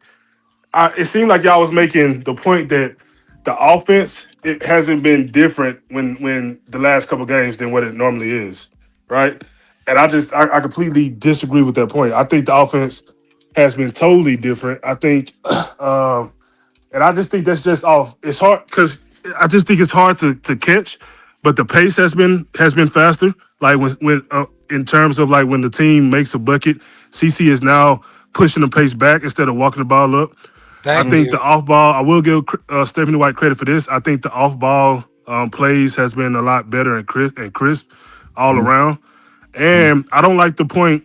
I don't like the point where we say this is CC best year as far as stats, because all we really got to compare that to is a rookie year, which any generational player, their stats is just gonna automatically go up. If that makes sense, you know what I'm saying? Like it ain't. I agree. I don't think we have a real comparison to that, unless we comparing it to the second half of a rookie year, which is what a lot of people go back to. And if that's the case, her stats are not better than the second half of her rookie year. All right, now check. Unless you comparing the whole year, but if you comparing the second half of her rookie year, her stats are not better than that. She was averaging basically 24-9 and like 5. Okay, now check this out. First of all, hear me? I hear you. Can you hear me? Oh shoot, hold on, I can't hear. Man, gosh, dog, man. I can't hear nobody. Y'all, who talking? Me, Courtside. Like I don't know. You probably got to turn your microphone, your speaker on, bro. You can't hear us. You gotta go out and back in. That's what happened with me. Hey, J Dub, can you hear us now, man? J Dub. Yeah, I can hear. Who talking? All right, cool. Check this out. I don't necessarily agree with the offense part. Now, I do think the offense has changed a little bit. What I be trying to say is people be trying to say it's a whole 360, and I don't agree. You mentioned pace. Indiana, we had I think Sean was up here. He made me pull up, what was that thing? I forgot what it's called. It was some little chart we pulled up. This was weeks and weeks ago, bro. The Indiana Fever damn near been number one in pace for a long time. This ain't just changed. It ain't like the last 5 games. They just lead the pace now. No, bro, they've been leading in pace. So Minnesota lead the league in pace. I know. What I'm saying is they have been the top. Go look it up. Okay, How do I pull it up? I got you. No, I got you. So the last, I'm not saying Whether they one or they two, they've been there and they've been top in of points. pace, I bro. mean, So you mentioned pace. You mentioned pace. That's what you mentioned. Pace. The pace. You said the pace change. And Brent, I was just playing, Brent. You know I got a lot of love for you. Well, I know. I ain't That's all tripping. good. It's all good. Strictly But facts, baby. Strictly facts. I'm gonna say that, and I'll let Brent address you too. But the pace, the pace ain't changed significantly for me. You know what I'm saying? The Stephanie White said it was a big thing. The ball ain't gonna be in her hands. Bro, Cece has been have the ball in her hands the majority of the season, bro. So it ain't that the ball ain't in her hands. So that we can debunk that. It's not like you just went from the a triangle offense to the Dan Antony offense. That's how people be making it sound like, oh, we was in the triangle at first. We Utah Jazz setting screens. Now all of a sudden we in the D'Antoni offense, bro. That is not true, bro. Yeah, it's been some tweaks and all that, but it's not a whole 360 on the damn offense, bro. It's just not. And by the way, I don't think it's a.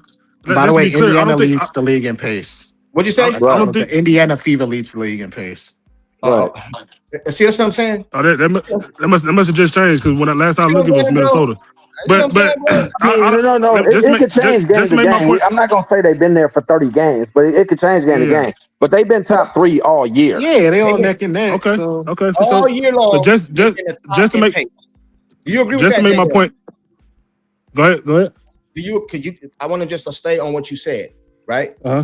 Yeah.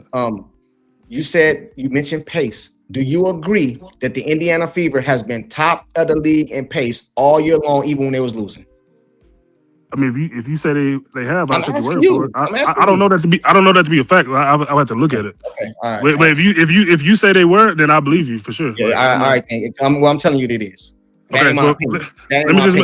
Let me just clarify additionally my point. I don't hate Stephanie White. I don't, but I do believe this the second half of this season is going to be on her. I don't think we can have. I don't like the total construction of this team. I don't, but I will submit to your point is we have 3 of basically the top 2 players in their position.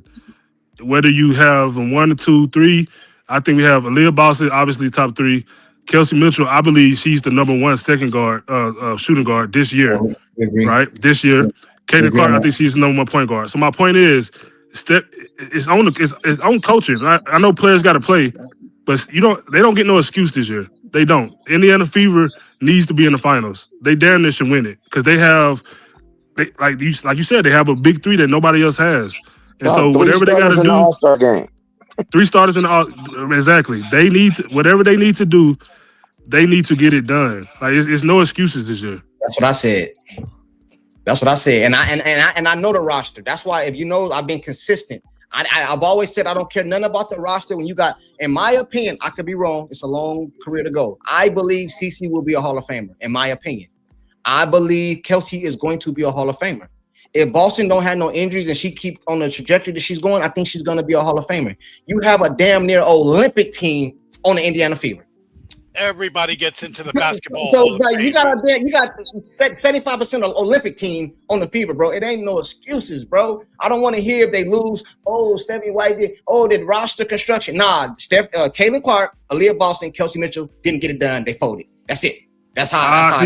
That's what I don't agree with. That's how I do think they lost. I do think there's a clear. This be my last part. I know I've been talking a lot. I do think there's a clear difference in the way they've been playing off each other, like the last couple weeks of the season. I think beginning of the season, it was basically your turn, my turn, and I think Aaliyah Boston, Kelsey, and Cleveland, I think for the first time we have seen them consistently at least put more than one game back to back together, playing good off each other, like with the chemistry, like just knowing where each other's going to be at. I see Kelsey Mitchell driving, dumping it out to Aaliyah Boston. Like that's what I do. It does feel different. It may not be. Hey, let me say one thing to that, and I let Brent go, then I get everybody else involved. Hey, Private Nobody, what's up? He said, what's happening? Greetings, Courtside, and everybody up. What's up, Private Nobody? Hey, I think KP, who asked that, Private was in that chat too, bro. So let's throw him up off in the fire. Oh, he was in that too? Yeah. Hey, last time he thought I was talking about it. No. Private was in there too. That's my guy, but he was in there too. Hey, let me say this real quick though. To J-Dub. I agree with some of what you said, right? But we have to also put things into context, right? First of all, it was beginning of the season. We have a new roster. You got Billings, she knew. Hines Allen, she knew. You got new people. Raven, she knew. You got new people over here. Another thing, AB out this game. CC don't play. CC been hurt this game. She don't play. They ain't really had like a whole bunch of games. She on minute restructuring. Now she don't like. You know what I'm saying? Like it ain't been. You ain't had no time. And if you go back to her rookie season, it's the same thing happened. It's like deja vu. You know what I mean? That they took a while to get over, whether you want to say Chrissy Size and Unleash Kaylin or whatever you feel. But the facts is they played better the second half of the season. You know what I'm saying? And that's when you want to be gelling, going towards the finish line. And they gelling at the perfect time. I'll let Brent respond to Dig Dub, then I'll go back to the people on the panel. Yeah, all I would say, man, in short, is that people kill me with this Stephanie White system and the CC system and this, that, and the other. I know that there's differences, meaning if CC could run all games, she would. But at the same time, there's elements of both all game. I mean, if anybody can tell me, and I don't care who it is, put in the chat, whatever, how many games have we played CC system and how many games have we played Stephanie White system? Because unless you telling me that we've played CC system 75% of the time and every now and then Stephanie White just junks stuff up, the reality is whoever system we run in, we average in Dana 96 points a game. So both offenses seem to work. It just may not work the way you want to see it work. But we can't make it seem like the team is garbage in one system and good in the other, because we've won 17 of our 27 games. And I'm pretty sure we haven't played CC ball 17 and Stephanie White 10. Like that's been the split. You know what I'm saying? So it's one thing to want to see the game played a certain way, which is respectable. I like to see the game played a certain way. But like I said, I want to see them run and gun. I love that style of play. Old Lakers Showtime, whatever you want to call it, right? But at the same time, you got to understand, me being an AB fan, right? I would love to see her down low. So you got to have different systems sometimes. I mean, sometimes she down low and it's half court. Sometimes we running and gunning. But the run and gun is not usually done off of made baskets. And it's also not done off of good defensive teams that know how to get back. So I just wish people could like understand that, man, that there are different ways of playing the game. Right, and then a big part of getting better, there has to be a starting point. And what people do in this chat, they don't allow them to start. I don't care if it's been 3 games. I don't care if it's been 5 games until I see 30 games or 40 games or until the season is over. It's like, God dang, well, I would hate to be your child, because if you tell me to do something different and I start doing it different, do I not get any credit? I mean, God dang, do y'all just go off on people for life until you say, all right, I'm 50 now, I see the difference? I mean, come on, man. It's like you got to give people a starting point. And when the team starts playing better, then stamp that as a new beginning and then move forward. And you still can't expect perfection, but you at least want to see consistency. That's all you can ask for. I'm done. Right. And this is what I believe. Let me say this. This is what I believe. I believe that CC's way of play, we call it system way of play, has been implemented in Stephanie White's system. That's what I believe. It's almost like a hybrid. But the only thing I don't like, bro, and this is why I be standing on some of the things I stand on, because I don't like what you call it. So if we lose, we in Stephanie White's system. If we win, Caitlin win rogue. Yeah. I don't agree with that line of. I don't agree with that line of thinking either. Either I think that's what they say. Right? Yeah, I don't agree with that. I think Stephanie White allows Caitlin to do her. Like, if that means, I think there's certain parts of the game where Stephanie White be like, all right, Caitlin, it's on you. I think certain part of the game with Stephanie White, all right, run this play. Because I seen Caitlin look over at Stephanie White multiple times, and Stephanie White just tell her like go. Then I also seen her look over at Stephanie White to call her play. I don't think CC goes rogue. I think they're trying to figure out. I think they're trying to figure out what's the word I'm looking for? A happy medium. A happy medium between the two. I think Stephanie White allows Caitlin to do her. I do. I got a question for y'all. Hey, hold on real quick. To me, it's just my opinion. Let me get this comment. They said lately the Fever have been moving in unison, even in losses. Not many said it was Steph in our losses. I even in the losses, I think that we've been playing the same, bro. It's just we're better team, bro. So when Like, she scored 45 and 10, my that's not question setting to offense. everybody: which system was it? But yeah, what system? I'm curious. I want to hear Me too. this. I'm curious too. I'm curious. You know what they said? When she gets hot, she pulls her out, and they've been saying it all the way up until about 3 or 4 games ago. She's sabotaging her. So if she's sabotaging her, that's the perfect game to sabotage her. Why you gonna go out and let her go out and break a record? So which system, quote unquote, was she in? Just to be clear, I never said sabotage. I don't agree with that. I'm not talking No. about There's other people that be saying that. Listen, that's just excuses based on agendas. Because I've heard KP, not even 5 minutes ago, use the injury excuse. Say, "Well, Cece's injured." No, but I changed it. Oh, I said I did change it. I said it. I said it too. I was getting to you. I said it too, and I changed it. You ain't hear me, Pete? I changed and I said I didn't hear you. I said being precautious. Right Let after. me. You know what? I noticed. They said. I'll answer KB question right quick. Hey, hold on, real quick. They said that I'm just a statement, and I want to go to. I'll let you go, and then I go to Joshua and Jerry, Sean, everybody else. Listen, bro. A couple of weeks ago, bro, it was like they're sabotaging her minutes and all this, bro. She had 45 on that limited minutes, right? Hey man, it's just almost funny to me. You know what I mean? Some of you guys should be trial for comedians, bro, because you guys are funny. Can everybody answer, please? I really want to know. What's the offense? Ain't no answer. I mean, come on, man. Like the answer's simple, bro. The answer's simple. To me, they were running pick and roll. They were running transition, read and react offense. Even when C was off the floor, they were running that off. They were playing with pace. Yeah.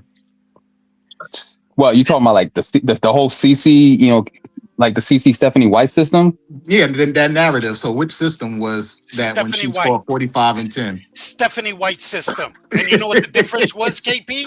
You know what the difference was? She was hitting her shots. Thank you. Yes, when she doesn't hit her shots, it's every excuse from she's pregnant, she's injured, she got a broken tailbone, her dog died. But when she's hitting her shots, it's all CC. No, I think Caitlin Clark, the way I don't like to use system, the way she likes to play was implemented in Stephanie White's system.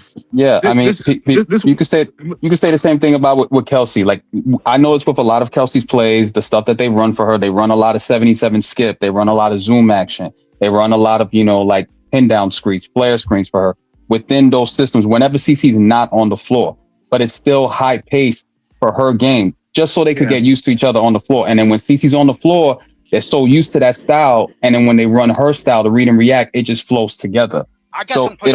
I like to know what Jerry said. I know Jerry don't really care. They said Jerry, what do you think, Jerry? Jerry still here or no? Oh, he left? Nah, he here. I got some pushback. Hold on. I'm out of here. I don't want to answer that one. Hold on, Jerry, you there, Jerry? Jerry, one more time, going once, going twice.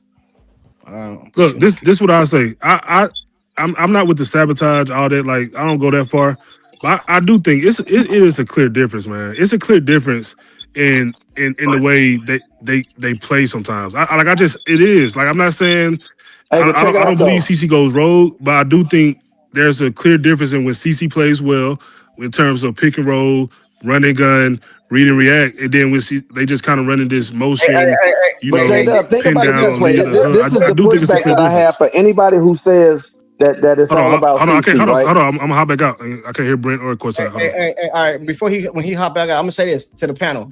Does anybody feel that sometime the way we play our offense is predicated on how the defense is playing us?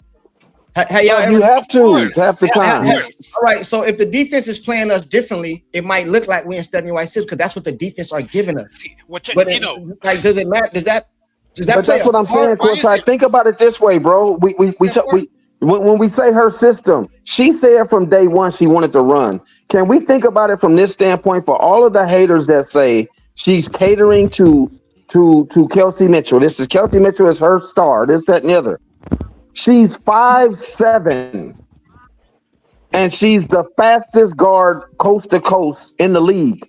Don't you think she wants her running? Come on, bro. It ain't never been no slow down half court offense. And Brent, she's also the best off ball cutter in the league. Off ball, she's the best. You saw it in the All-Star game. Down half court offense. Hey, check this out real quick. That is what we want to do. We have to do it sometimes, But that is not what she wants to do every play Hey, down. I got a football analogy real quick, bro. Private, he said 45 and 10, no AB, no hub, pushing from backcourt versus walking up. It's a mixture, but in that game, mostly CC, there's a difference, less hockey assists. All right, I somewhat agree with you, Private. I appreciate you, man. I mean, he has a point. I mean, AB wasn't in the game, so they couldn't run no hub. They couldn't run no. They didn't really run a lot of motion throughout that game either. Right? AB would hurt that game. But check this out, right? A lot of us we watch football, bro. You guys know the West Coast offense, right? Y'all know the West Coast offense. Yeah, So if you play a team that like to run the West Coast offense, bro, and the defensive coordinator take that away, you're not doing that today, bro. So did you not run that coach's offense because you couldn't do it? So what offense did you run next, bro? Sometimes in your offense is predicated what your defense, like for example, Golden State. You're not running on Golden State, bro. They get back. So is that the steady offense we got to run against them? Hey, check this out. I saw a comment, right? And this made me realize that people really believe this stuff. Somebody asked a question and they said, I never understood, and it was rhetorical.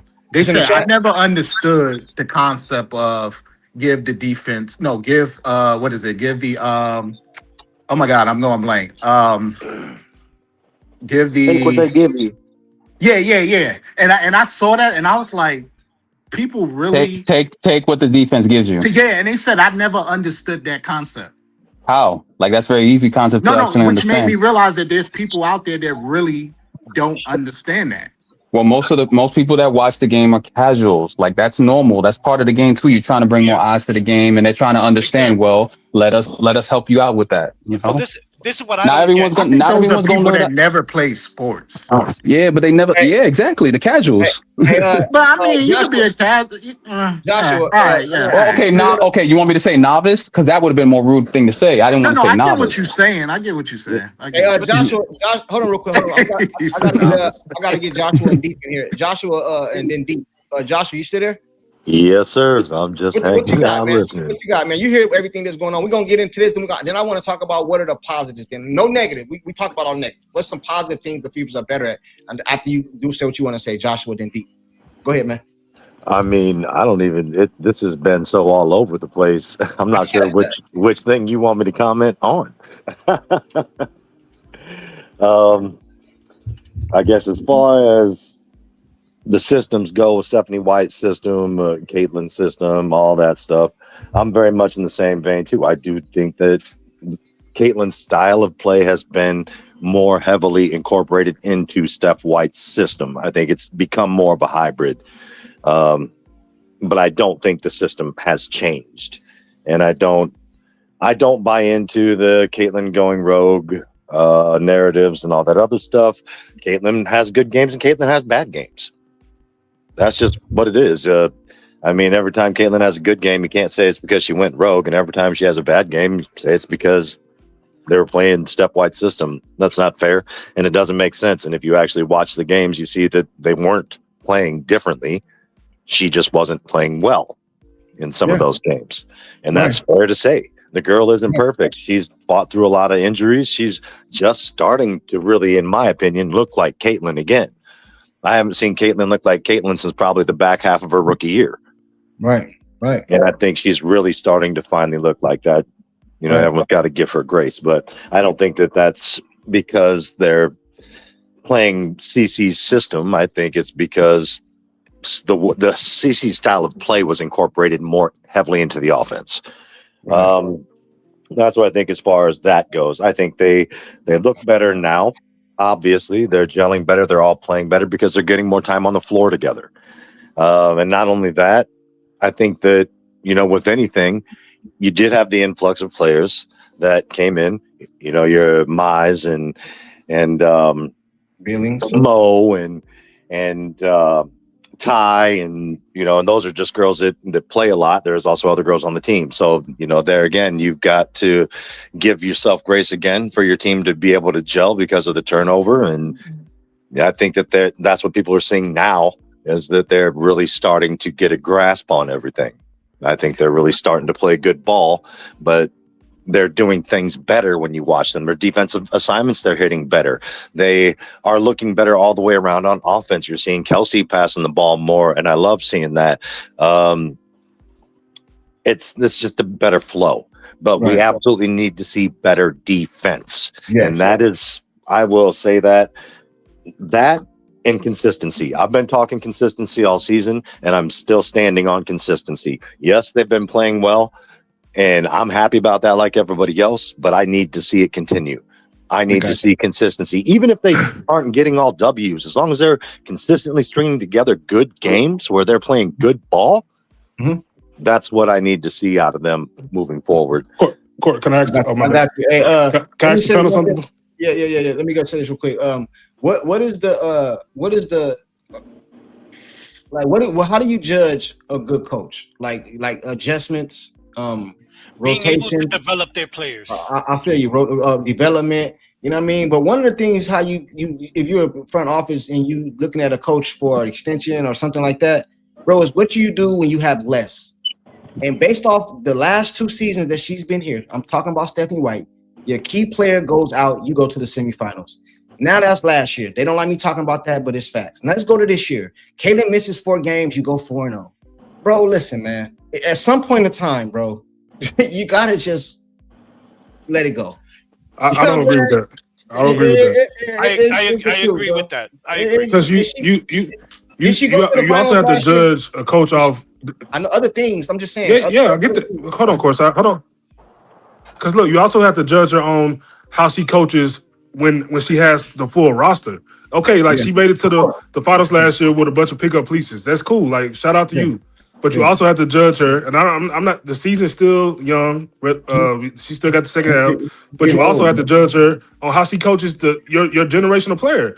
And if you're not getting the most out of that, then what's the purpose? Like, I got you. I agree with you. But Cece just went for 45 and 10, something ain't nobody ever done. That's under her watch, right? She done broke all kind of records. Her, Cece, and AB done had 84. They done had 60 something. Cece done broke all kind of records this year. She was just June's 8 was it Player of the Month or AP of the Month. Then she was just AP of the Month and Player of the Month. Bro, that's what the generational talent. That's under her watch. So you're right. I agree with you. So everything these things are happening is under her watch. Whether you want to give her credit or not, it don't matter. It was another coach there, she'd have did the same thing. Some people gonna say whatever. Another coach ain't here. She here. So these are the things she's doing under her watch. Do you think she's a good coach? I think she get an extension. I think she's getting an extension. Do you think she's a good coach? Yes, Jay. Yeah, I do. I'm not saying she's the best coach for Cece. I respect it. Yeah. But she's not terrible, bro. She's not the worst coach in the league, and she about to get extended. Let me prepare you guys. You guys gonna get mad. I care about my chat. I care about my panel. I like you guys. I rock with you. I don't want you guys to be hurt and your feelings to be hurt and you doing some crazy shit. So let me tell you in advance, Stephanie White about to get extension. It might not be during the season, but count on it. Book it. Hey, if she gets an extension, that means we won a championship. So I'm happy. Can I make a statement whenever you get? I gotta go to. No problem. I agree with that, Courtside. I think Stephanie White might get an extension, but did you hear that? The only person that's not going to get an extension after this season is Kathy. Like the stakeholders have already called it. Like she's gonna be gone. Like there's gonna be some new leadership in the WNBA. Like it's gonna change. It's gonna change for the better. And hey, man, Jay, you spoiled it, man. You were supposed to keep that a secret, man. Oh my bad. I'm sorry. No, but you were supposed to tell Courtside. Courtside did not know about that, man. Like he did not know. Oh, shoot, my bad. But I do want to say that it was just confirmed today that the WNBA is going to get an upgrade on the replay center, just like in the NBA. It's going to come in. It's going to come next season. Good luck with that. Good luck with that. Hey, they said, hey, you crazy, oh, man. All that tells me, Pete, is that Vegas is more involved than ever, so they want more eyes on it. Thank you. They said, hey, 2 comments. Courtside, Deep, I'm gonna come to you next, bro. Courtside, send me the lotto number since you are predicting in the predictive business. And he also said, is Courtside dating Stephanie White on the side? Hey, listen, man. Damn, you taking Pete's jokes, man. That's not cool. Listen, man. Hey, chat. Hey, all I want you guys to do, you guys don't have to agree with me. You know I don't block nobody. It's all good. Just keep it basketball to the panel. Show some respect to the panel and the people in the chat. You guys can kill me all you want to, and I love it. I love it. Please take it easy on please take it easy on Courtside. I think he's been drinking KTV's Kool-Aid a little bit. Listen, at the end of the year, when I prove to be right, I'm not saying they got to win the championship. I'm saying that they're going to be in it to win. They're going to be in the thick of things, bro. You got just make sure you have the same energy. Then and we good. Hey, Court, let me say this. I got to hop off. I got to hop off. All right. Hey, shout out to everybody on the panel in the chat. I appreciate y'all. But Sean, yo, what's up, bro? We in a bad spot, bro. What you mean? Because I'm telling you now, I got a good feeling this team is finna go on a crazy run. And it's gonna be because of Caleb Clark, and Courtside is gonna be made to look like a genius, bro. I was gonna mention it to you before it's so fake. I agree. Hey, it's so fake because they playing different, but Courtside been on the same thing the whole year talking about this team is gonna be good, and he's gonna end up being right by default, dog. I talked to Courtside about this yesterday. We were just talking about this yesterday for like a whole hour, bro. But I wanted to get this off for you because we got 17 games left in the season, bro. Like I just painted out the scenarios. If we, by God's grace, if they finish 17-0 on this run, they'll be 34-10. If they or 16-1, they'll be 33-11. That's the ceiling. The floor is 9-8 or 8-9. That'll put them at 26-18 or 25-19. I got them in a nice little cushion. Hey, Courtside, I don't like the way you just was disrespectful right now, though, bro. He was low-key kind of like giving you props, bro. I got you. J-Dub. Yeah. I don't like the way you was just disrespectful right now, bro. Let me tell you why. You left out my homie Brent because he was with me up here. You know Brent too. Yeah, you're right, Brent. Yeah, you're right. I think Julie was too, but I haven't seen Julie in a minute. The only reason I didn't say that, man, I'm sitting here cracking peanuts and eating them, man. But I'm like, okay, Brent, gonna leave me out. And KP too, though. KP, we in a bad spot, man. I got him. In the last 17 games. I mean, like I feel like they're gonna go either 14-3, that'll put them 31-13, or they're gonna finish 13-4, which will be 30-14. It is a crazy run. We shooting for first place, man.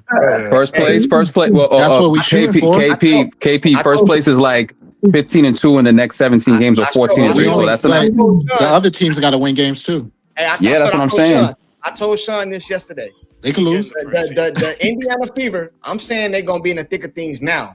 But if the Indiana Fever mess around and get home court, you got to come to Indy.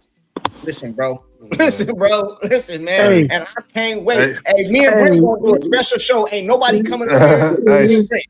Hey, shout out to y'all, man. Courtside, Brent, KP, y'all, I think y'all gonna be looking good, man. I ain't gonna lie, but shout out to y'all. I'll talk to y'all later. Let's reset that up too, brother. Hey, for those of you who don't know, all right, bro, you guys subscribe to J-Dub's YouTube channel. J-Dub, you can put it in the chat. Me and him gonna be linking up, man. Today was my fault. I said that it was not on him, it was on me. Actually, it was on my son, but all good, brother. Hey, I appreciate you. I appreciate the chat, man. I'll let y'all. Peace out, all right, J-Dub. I'll let you go. Hey, we could get first place. I gotta go to deep. No, we can't. I gotta go to deep. Why not? I'll tell you in a second. Deep. What's up, Deep? Yeah, I'm here. Did I get X out or am I on? Nah, it's your turn, boss. Okay. Shout out always to Courtside for what you do with your show. Extraordinary. Shout out to the panel and the knowledge that all of you guys have. For some reason, I always get on here after a plethora of scenarios have transpired. So to keep my time short, I want to kind of do it like this. When you guys, and I'm going to do it like a pyramid, I'm going to work from the top down. When you guys talk about coaching, the greatest coaches in any sport are managers. They're not telling what players need to do or should to do. What they're doing is they're recognizing where the talent is, where the next level is, and they're orchestrating it and incorporating it. Think of chess or any type of board game. It's what you do. Think of Monopoly, Boardwalk, Park. What do they call that? Park Avenue. Park Any of Place. that stuff. Any of that stuff that they do. Now, with that being said, I heard people interjecting analytics. As a former player, here's what analytics doesn't account for: intangibles. I remember playing, and I was going against a guy that was top of the league, right? And I'm studying film, and I'm like, man, ain't no way in the hell I'm gonna get clowned out here. Now, did I shut that player down? No. But what I did was I let it be known that I'm out here too. I'm getting paid. I'm coming to play ball, and this is what we do. So we had to do our thing. And I think that with analytics, that gets left out of sports. Because when you guys talk about Caitlin Clark going for 45 and 10, I've been posting this in comments. WNBA games are 40 minutes long. She scored 45 points in 29 minutes. That's 3/4 of basketball. Guess who else did that at 60 points? Y'all remember when Klay Thompson went? Yeah, I remember when he went off that. 60 Yeah, when he went off in that game, people still he talk about got that game. pulled. He got 35 pulled the whole. He Yep, got insane pulled the game. whole fourth quarter. He didn't even play the fourth quarter. So my whole point in bringing that up is when you have dynamic players, you can't get them to fit into a mold of what you want to do. What you do is you try to get everybody else around them to fit in what they do. And now I'm going to land the plane. At the beginning of the season, if my memory serves me correct, before the season started, in a presser, Caitlin Clark said, "I'm the best transition player in the WNBA." Somebody correct me if I'm wrong. He did say that. He did say that? Yes, he did. Yeah. So It was in the season, but you're right. So no, that was before the season even started. No, I So what don't you're think it was. seeing is bro, it was before the Dallas game. Right. So what you're seeing is the transformation of the coach. Is she a good coach? Is she a bad coach? I don't know her history. All I know is what I hear from Vanderbilt and her running all the players off and then going to, where did she go? Washington or Connecticut. And then they gouged Clark's eyes out in the playoff game and body slammed her or whatever the hell they did. But what she's learning now is, and I said this before, she has a talent level she's never coached before. The Indiana Fever, unlike any other team in the WNBA, have 3 people that can get you 20 plus points a night. Hey, hold on real quick, D.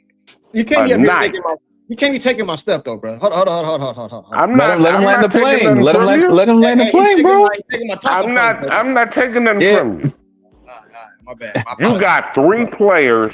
You got 3 players on one team that no other team has that can get you 20 plus a night. There isn't even an NBA. Name me one NBA team that got that. My talking points, bro. You steady taking my talking points, bro. Like, go ahead. But you need to let that go. I'm making a point. So when people, Courtside so petty, bro. Yeah. So when people get into this back and forth about Indiana, the coaching, the front office, and all this, Indiana's never had this before. They have no idea what they're dealing with, and they're trying to figure it out on the fly.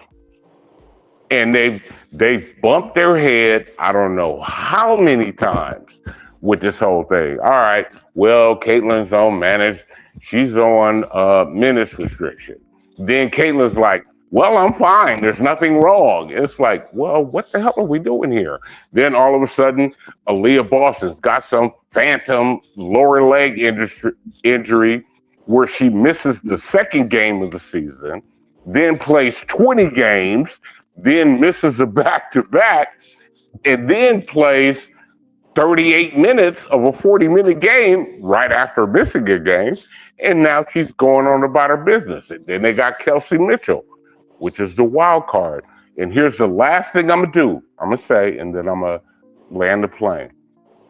Did you guys know if Kelsey Mitchell wins MVP, contractually, she is guarded from free agency? She can't become a free agent. Now, once you hear me I didn't know that. That's new. I did not know that. Wait a minute. You can look it up. You can look it up. Look why they're doing what they're doing. Because if she gets MVP, they got first dibs on her. She can't go nowhere. And then Indiana exercises Caitlin Clark's fourth-year option, which she can do nothing about. And hold on, Dave. So they're working. Now I'm about to hit the runway. What they're doing is they're working off of this year and next year. That's what they're doing. Nothing's going to change between now and next year, especially if Kelsey Mitchell wins MVP. All right, hold on real quick. I gotta go to private, but hey, Deep, you know you my guy. I mess with you, but you full of shit right now. I know what you did. I know what you just did right now. Hey, I'm gonna tell you what y'all. I'm gonna tell you what my guy Deep just did right now, right? Oh my God. Hey, Petty Courtside coming. Petty Courtside. He's petty with it. He's about to get petty. He's about to get petty with it. That's what we do over here. Here we go. Deep know I ain't. You know he's called good. He know I ain't disrespecting him, but he full of shit right now, and I'm gonna tell him why. Wow. Not like that, brother. You know, it's all fun and games. It's all fun and games. I hit you with facts, bro. I got you with facts. I'm about to hit you with some facts too. Okay. Last week we had a live stream, and you was up here saying they couldn't pay them all because people don't take less, and now you come up here saying they're gonna keep all of them because I had to do the research. I went and did the research. So what you should have started. I looked up the collective bargaining agreement, and then I looked up what top tier players get. So if you are MVP of the league, you are exempt from free agency. All right, but hey, Deep, next time, just come up here and just say, "Hey, Courtside, you was right. That last time I was up here, you was right, bro." That'll mean Kelsey Mitchell's winning MVP.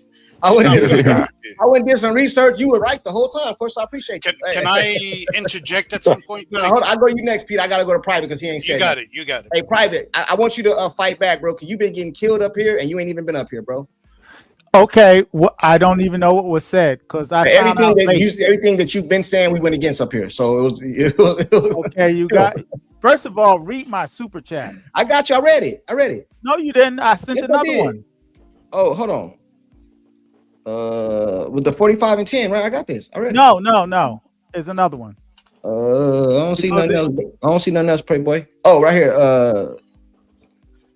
Life is what? Nuance. Blanket statements don't apply. Life is nuance. I live with 4 women. Now, I'm gonna go forward. Yo, P, you funny, bro. What you mean by this, Private? I'm gonna let you explain that. What you mean by that, Private? Okay.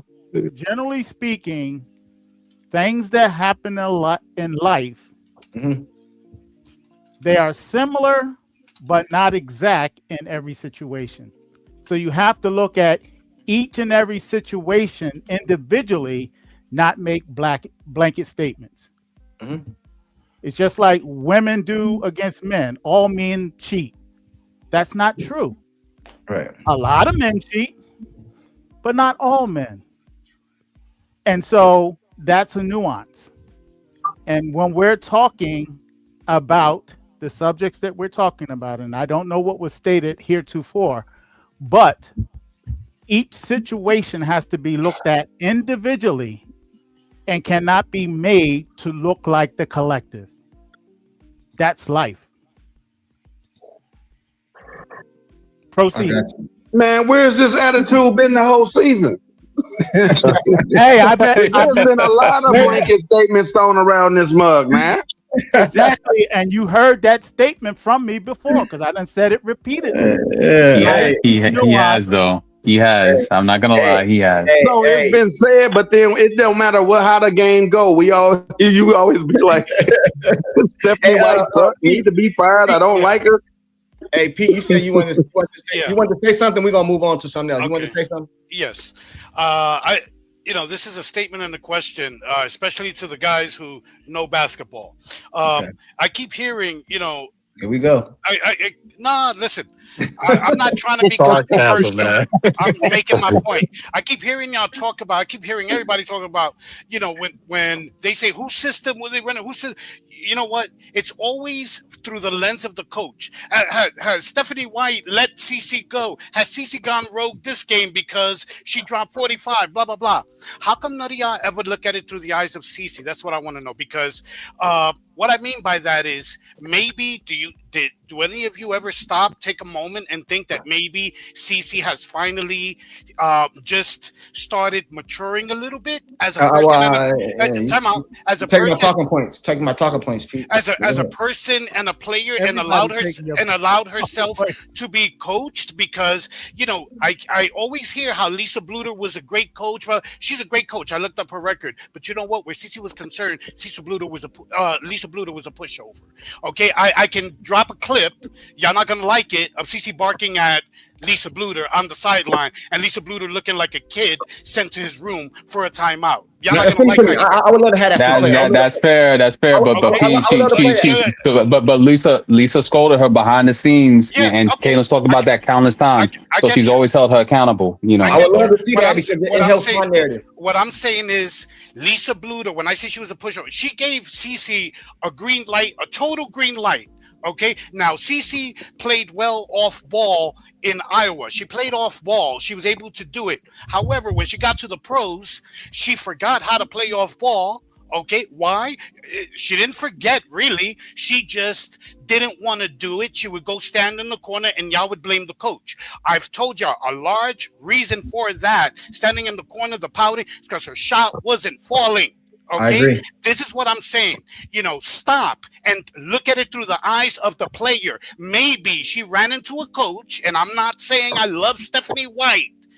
Maybe she ran into a coach who said, nah, we ain't doing that shit here. Not on my watch. Okay, I'm going to tell you a word you probably never heard before. No.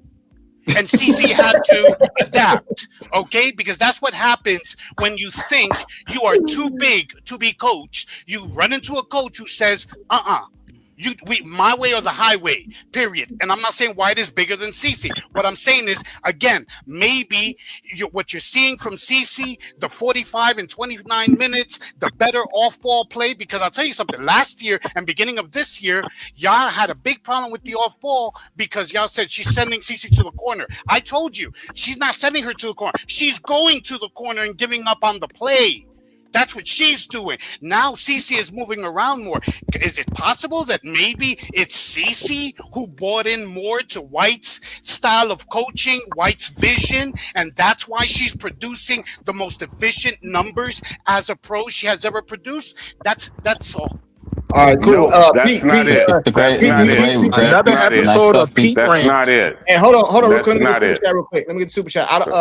J-Dub, I'm gonna look this up, man. I promise you guys I am. I don't know what jewels are. Hey, if you guys got jewels in your chat that's about to expire, go ahead and use them right now. That's money for you. That's money for you. Well, how much is 44 jewels? 440 jewels, what's that? I don't know what that is. I think just got bedazzled. 1,000 jewels is $10. 1,000 jewels is what? $10. Okay, so work it back from there. Like $4. I appreciate you, J-Dub. Hey, you guys put all your expired jewels in the chat. Why do y'all disagree with what I said? You got some expired jewels that's about to expire? Go ahead and drop them in the chat. I just never seen it before. Okay. I completely disagree. All right, hold on, real quick. We're gonna change up. What I was getting ready to say is that all I spoke on was the super chat. I didn't get a chance to speak. Oh, my bad. Private. Go ahead. You And- did and just first- speak. Didn't you just get up here? You said the nuance thing, didn't you? Yeah, that was the super chat. Oh, okay, go ahead. Okay, my bad. I Go didn't ahead. have anything else to say. But All right, go ahead. you Go said ahead. that I was getting killed up there. Yeah. Give me some examples so I can speak on it. Well, what I'll I give what I him an meant by example. what I I'll meant give by him an that. example. Okay, go ahead. Go ahead, Deep. Okay. How you doing, by the way? What I'm doing well, and thank you for asking. What you saw was a player who has an understanding of the game, who said, "You know what? I'm gonna do it your way, and let's see how that shit works." And then when they was getting them bumps in the road, and when I say bumps in the road, I mean that they weren't able to win consistently. She said, "You know what? To hell with this." What was the game? Where they interviewed Clark after the game, and she said, they asked her, well, with the injuries and whatnot, were they going to pull you out the game and do the minute restriction? And she said, oh, they knew they was going to get a mouthful for me. That's code word. Oh, yeah, I remember Wait a minute. That's code word. Now I'm going to do it my way. That's a player telling you, the reporter, not you personally, but the reporter, oh yeah, the trainers were going to get an earful, the coaches were going to get an earful. I'm not coming out. We're not doing that. I'm trying to win. What are you guys trying to do? You're trying to manage? Okay, that's wonderful. Go work for Popeyes or TikTok or whatever corporate global entity that there is. This is sports. I'm trying to win. I'm playing. So when she said that was a very subtle way of letting you know an exceptional player was very politely putting their foot down. She didn't do a Magic Johnson. Oh, we won a title with Paul Westhead, and then we lost to Houston the next year in the mini series, and then we're 7-3, and you're telling the coach, hey, we need to run. And the coach tells you to shut up. And then once you get back to LA, you go to the boss and say, man, you need to trade me because I can't play like this. He didn't say nothing bad about the coach. He just said, man, get me the hell up out of here. And then hold on real quick. Let him finish. Hold on. And then unbeknownst, they competing. Okay. Then unbeknownst to Westhead, he went in to Jerry Buss and said, we need to suspend him. He's insubordinate. And guess what Jerry Buss said? Pack your bag. Get out of here. Hey, and guess who came? Wait a minute. Let me land it. Guess who came in? Pat Riley. And guess what Pat Riley did? Magic. What you want to do? We need to run. Okay, let's go. Showtime was born. You had the same thing with Larry Bird, with Casey Jones, when they were in their championship run and they called the timeout. And Larry Bird and Casey Jones tells the same story. He called the timeout and he was calling the play, and Larry said, Casey, just tell everybody get the hell out the way and give me the ball. And he told Larry Bird in the huddle, and I quote, I'm running this team. And then guess what Casey said? Everybody, get a ball to Larry, get the hell out the way. God, hey, hold on. I didn't let Private finish, and then I'm gonna switch. That's how it works. That's how it works. I feel you. Just one response to him, but go ahead. I have to say that Deep has a way of jumping into people's head and taking their shine. Because some of the same things I was going to say, he said it. He did it to Courtside, and he just did it to me. I know Oh, the you game. good. And Courtside got petty with it, and he had to like address them on it, man. He didn't do it to me. He took my talking points. He didn't do it to me. You know what I'm saying? Come on, I know man. the game. We're all on the same team, man. We're all on the same team. Hey, Come Sean, on, hey, man, man. listen, man. You know I've been Each saying one.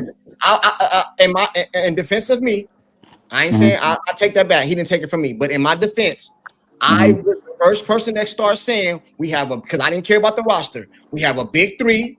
They are 3 all-stars. I ain't heard nobody say that until I started saying it months ago.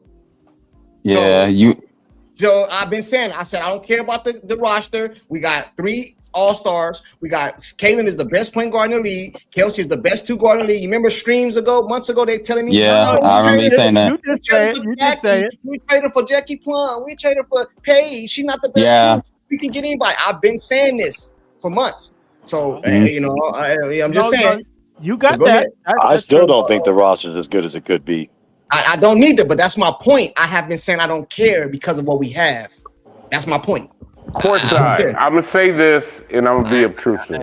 Y'all got the best team in the league. I said that. Only team. I didn't say that. The only team. There's only one team that can fuck with y'all. No. I hope y'all don't play them. Hey, this is what I said. I'm going to private. This is what I said. I agree. Well, we don't know yet. We don't know yet. What? Hold on, You don't know yet? No, we don't. We haven't played Minnesota. Who else can play with Indiana when they? We haven't played Minnesota yet. Listen, we haven't played Minnesota yet. Minnesota can't play with Indiana. They can't do it. How do we know that? Hold on, real quick. Because they don't have the scorers. They don't have the scorers. Okay. I hope you're right because I'm a Fever fan. I hope you're right. I'm not going to disrespect Fee, and I'm not disrespecting Olivia Miles like that yet. I need to see him You play. don't have to. I disagree with You don't that. have to. You don't watch the other teams, obviously. Hold on, man. Hold on. I definitely got to see Indiana play Minnesota. Yeah, you got to see them play first. Oh, my bad. Go ahead, Courtside. But we play him next Sunday. We play him next Sunday. Next Sunday we play him. Indiana got 3 players that can get you 20 plus a night. Deep, hold on. You taking every night.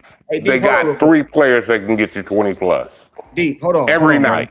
Hold on, man. Hold on. Minnesota don't have that. You might have to mute him. Deep, hold on, man. I don't know if he can hear me or what. Hold on. Check this out, right? You guys remember, you guys have been rocking with me a long time, right? You guys remember one of the very first streams I had this season. When I put on the screen, I said, let's tell me anybody in the season what big 3 you would take over the Indiana Fever. You guys remember? You said no, and you said no one. You said no one. So I've been consistent. You know what I'm saying? So, I got to give you that. Yes. I agree with Deep. I've been saying this, bro. They just have to, and I said, just be patient. I wouldn't take Asia, Jackie, and Kelsey. I wouldn't take Stewie, Jaquel, and Sabrina. I wouldn't take Howard, Gray, and none of them. I've been saying this, bro. So I think you guys go ahead and hit them jewels in the super chat. we got to see about Minnesota, though. I hope I'm wrong. He said Minnesota ain't got. I'm not saying they beat Minnesota. I'm not saying no. The other guy. What I am saying is, I wouldn't take their big 3 over ours. Oh no. Yeah. No, that's a different topic. He's talking about. There's no concern with Minnesota. We haven't played them yet, and they're number 1. They are number 1 in the league, and we haven't played them yet. So that's kind of Michael, crazy. you stupid, man. Hey, Michael. Hold on. Hell no. Michael, you stupid for that, bro. To say they ain't got scorers is diabolical. Hey. They got to say you're not concerned with them. I don't know that reference. I don't know what Michael said. That's the horn when the riot go down. That's what it sounds like. Say something quickly to Deep. I'll make it one sentence. Hold on, no. Last subject, man. I'll let you guys pick what the last subject is. We're gonna get on the last subject, bro. And we're gonna get ready to get out of here because I feel I'm starting to feel vindicated, bro. You know, I was taking a lot of. You sound like you're about to give an Oscar speech and you're about to cry, man. Like Jim Carrey when he says, "You love me, you really love me." Validated. We can end this. Stop acting like you're the only one that was saying that, though.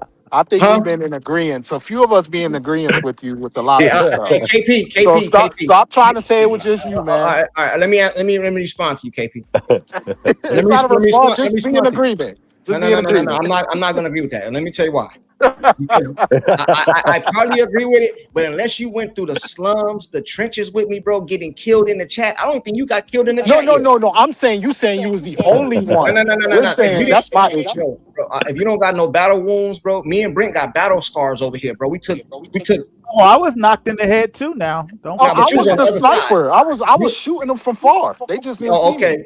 But me and Brent, Brent shooting 38-foot jump shots like CC. That's what he's saying, You know bro. what? Sean got a good memory. He remember. I've been on. Yeah, I remember early on. Yeah. I don't see the chat, so I don't know if they kill me in it or not.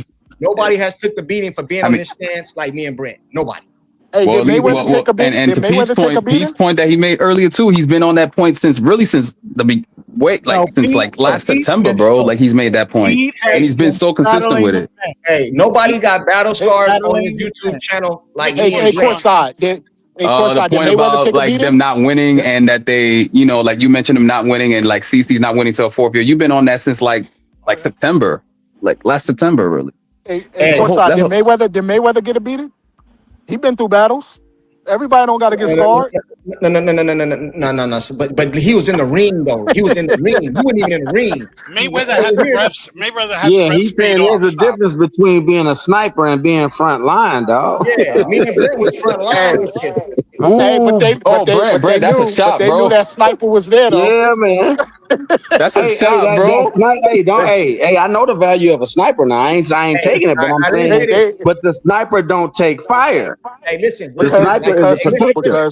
Nah, Brent, I saw Saving Private Ryan. I know what that front line feels like, bro. I don't ever want to experience that, bro. I was been on your side too for the most part. I got you. Hey, that's KP, all I'm saying. You remember that Jordan quote? It was a Jordan quote. I don't want to misquote him, but this is what I'm paraphrasing.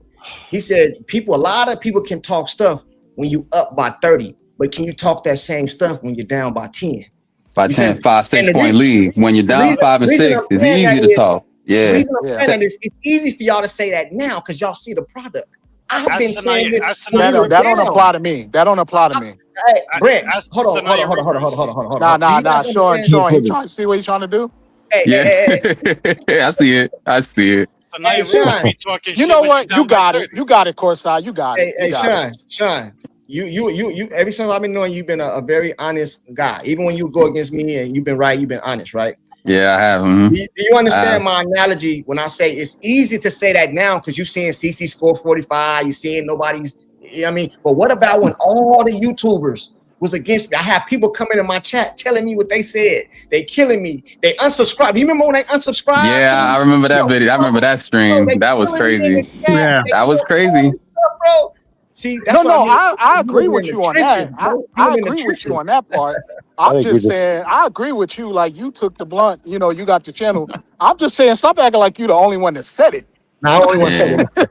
Just need to line up and just all KP was in the trenches. back. Brent was in the trenches. Pete's been consistent with his points. Private's been consistent with his points. If KP was in the trenches, he was hiding because he waited till it was out. No. But you was at the forefront. I'm just saying. I was there with you. Bro, we was on the same team. We was on the same team. That's it. Last topic. What you got? I have a question for the whole panel. Okay, what you got? It's not really a question, but can we all agree that the next 5 games, this is mainly directed to Shine and Courtside. Can we all agree that the next 5 games, FIBA are going to be 4-1? I already said that. We did that yesterday. He got them going 4-1. I told him I had them going 3-2. Me and P said 3-2. So yeah, most people said 3-2. Hey, I'm gonna tell you guys something else too, and I shouldn't say this. I'm gonna say it anyway. Hell, I don't give a damn. If it don't happen, it don't happen. But wait a minute. What did I say they would go? You said 5-0. You said 5-0, I think, right? You said 5-0. You said 5-0. Book it. You're gonna be wrong, but it's cool. Man, we going for first place. If they go 5-0, I'm expecting them because this is 17 games left in the season. So remember, the ceiling is that's 15-2. That's 32-12 records. So I'm thinking you got them right there in that sweet spot, like the 2 seed. Okay, you're doing the math. That's what. I wrote everything down, but for me, I got them at like a good 13-4. That's 30-14. 29 and 15, like give or take. That's where I got him at. Like either going 13 and 4, 12 and 5 in the 17 game stretch. Yeah, Sean is behind. I don't have to give him extra credit. I don't got them dominating. That's it. Look, if they dominate, I'll give y'all the flowers, bro. You know I'm gonna give it up. But y'all gotta remember, we only I'm with 4 you, Sean, games thinking in around that back 13 and 4. I just want to see how. Isn't there like 19 games left? Hold on, real quick. Last topic of the night. Whatever you guys want to talk about, we good. We're gonna do one more, then we out. You know what I'm saying? Oh, matter of fact, let's touch on one thing real quick, just in and out. We weave in and out. Because he brought up the Kathy. Do you guys think Kathy is gone or she's gone? Like Ellen J told you, she's gone. Like they've already, like the owners already talked, like behind the scenes. The shareholders. Okay, cool. Shareholders. So with her being gone, do you think it's gonna be better? No, I hope so. Who should the G next? I got someone in mind who I would love to be a replacement. I know who it's gonna be. Who is it gonna be? I got someone in mind. It's not gonna be a dude. Can you go around starting with Sean? Okay, yeah. I hope it's not a DEI hire. I hope it's not a gonna be. DEI hire. Nah, bro, it's gonna be. It is gonna be a DEI hire. I hope not. Bro, listen, it's going to be, I'm never wrong. So I'm gonna tell you guys who's gonna be first, and then next year you guys come back and tell me I was right again. Okay, name her. The next commissioner is going to be the girl that played for the Sparks. What's her name? You talking about Leslie? Laisha Clarendon, the No, he's talking about Neko. Yeah, her right there. You think it's Neko? It's gonna be Neko? No, yeah, it's gonna be Neka's not done. She's only 34 years old. She's not retiring right now. No, I think they want to put somebody proven in. Oh, you it's gonna be her watch. It's gonna be her watch. If it's her, that's gonna be You're horrible. just trying to be controversial. He's a part of that work stuff. Hey, Let's go around the panel. Sean, who would you want it to be? Who do you think is going to be? Okay, who I think is going to be, I think they. Well, David. No, Adam Silver's probably going to go somewhere with like a lot more business acumen. I'm just not entirely sure who he's going to choose. But for me, who I want it to be, I would love for it to be Stacey Dales. One, she's played in the game. She's long since retired. She understands how it works, and she understands like really the business side of things on like what needs to be done, like with the refs. Like she has some good ideas on what she wants to implement. She has solid relationships with most of the owners. She understands how they think. Like that's my personal pick. All right. Pete, who you think it should be, Pete? Sean, they ain't hiring Stacey Dash. She's down bad. I got an answer to this, but she was so hot. I got an answer to this, but I had a reply for Deep. You never let me reply. Can I do that too? I don't want to. Make this plane line from Arizona to California, bro. It ain't from Arizona to. All right. Europe. Two quick points. You said Cece politely put her foot down. I disagree because you said she didn't do a Magic Johnson. She did it politely. I disagree. What she did was she didn't do a Magic. She did an Antonio Brown. She got benched in game and walked off the court. Took off her jersey and walked off and quit on her team. So don't talk to me about polite. Number two, regarding the Minnesota Lynx, you said they don't got scorers. Hold on. Somebody got a lot of crazy background. I think I totally disagree, brother. And I'll tell you, they got Olivia Miles, McBride, Howard, Williams, okay, and now Fee is back. And I'll tell you something else that you didn't account for, and this is it about that. What you didn't account for was none of these players that I listed on Minnesota averaged 20, but you forget that all players get record nights against our defense. Sidney Taylor in 21 minutes dropped 30 on us. Every player is good for at least 5 to 10 or 15 above their season and career average against the Fever defense. So to say that Minnesota don't have the scores to hang with Fever is diabolical. Now onto the commissioner. The grass isn't always greener on the other side of the commissioner fence, okay? They've been crying about them wanting more black coaches. That's why they went so hard at Sandy Brondello. If she gets fired, if Kathy gets fired, whoever comes in next is going to be black. I'll put $1,000 right now against anybody. It's going to be somebody black, okay? And maybe not the most qualified or maybe qualified. But you guys forget when you blame the commissioner. I've told you many times. You blame the commissioner for the reffing, for this, for that. commissioner is there to do what the owners say. The commissioner is like the president of the USA. They are a puppet, a figurehead, a symbol. Okay, they do what the owners tell them. So if the owners, and I've told you this from day one, I've been consistent. This is a systemic problem that begins with the owners, the social justice, everything. This comes from the owners. You saw it with Sheila Johnson, Renee Montgomery, and other owners. Okay, now if she gets fired, whoever else comes in, they're going to, if the owners have the same mindset and ideology in place, they're going to be another Kathy.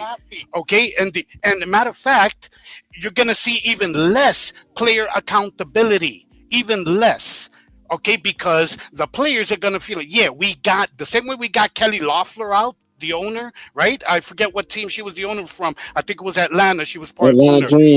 Okay, there you go. The same way they got her out, they're going to feel even more entitled. So be careful what you ask for. Just because you get a new commissioner, it does not mean, okay, that it's going to be better. And I'll land it here. I'll land it here.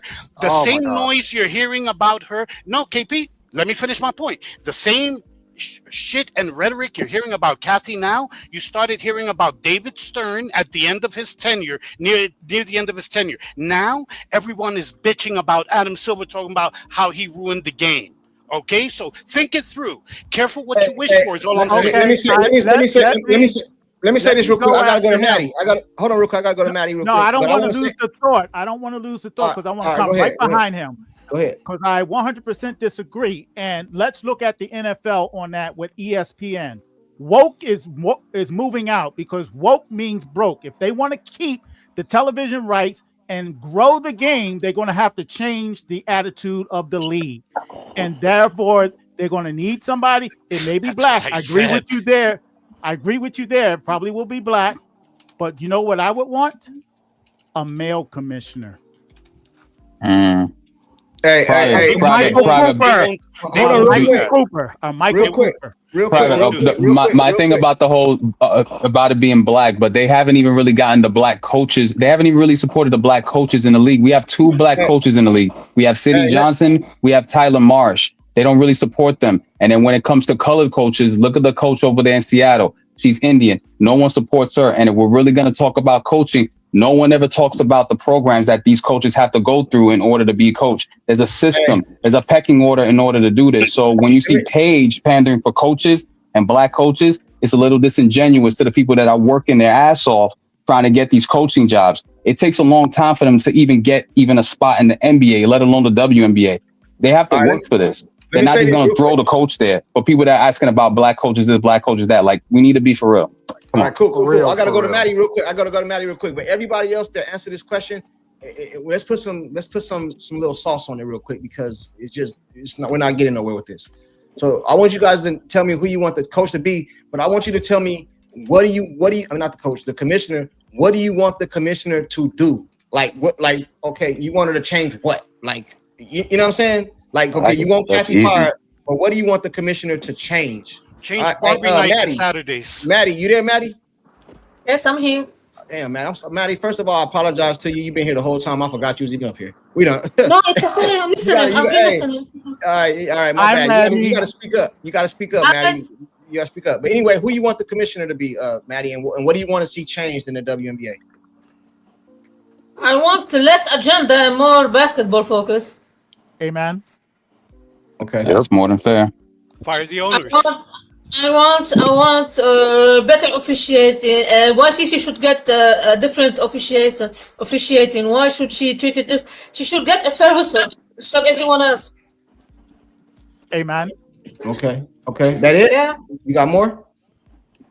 Who would you want it to be? Do you have anybody in mind that you would want it to be? No, anyone who's focused on basketball and forget agendas. That's it.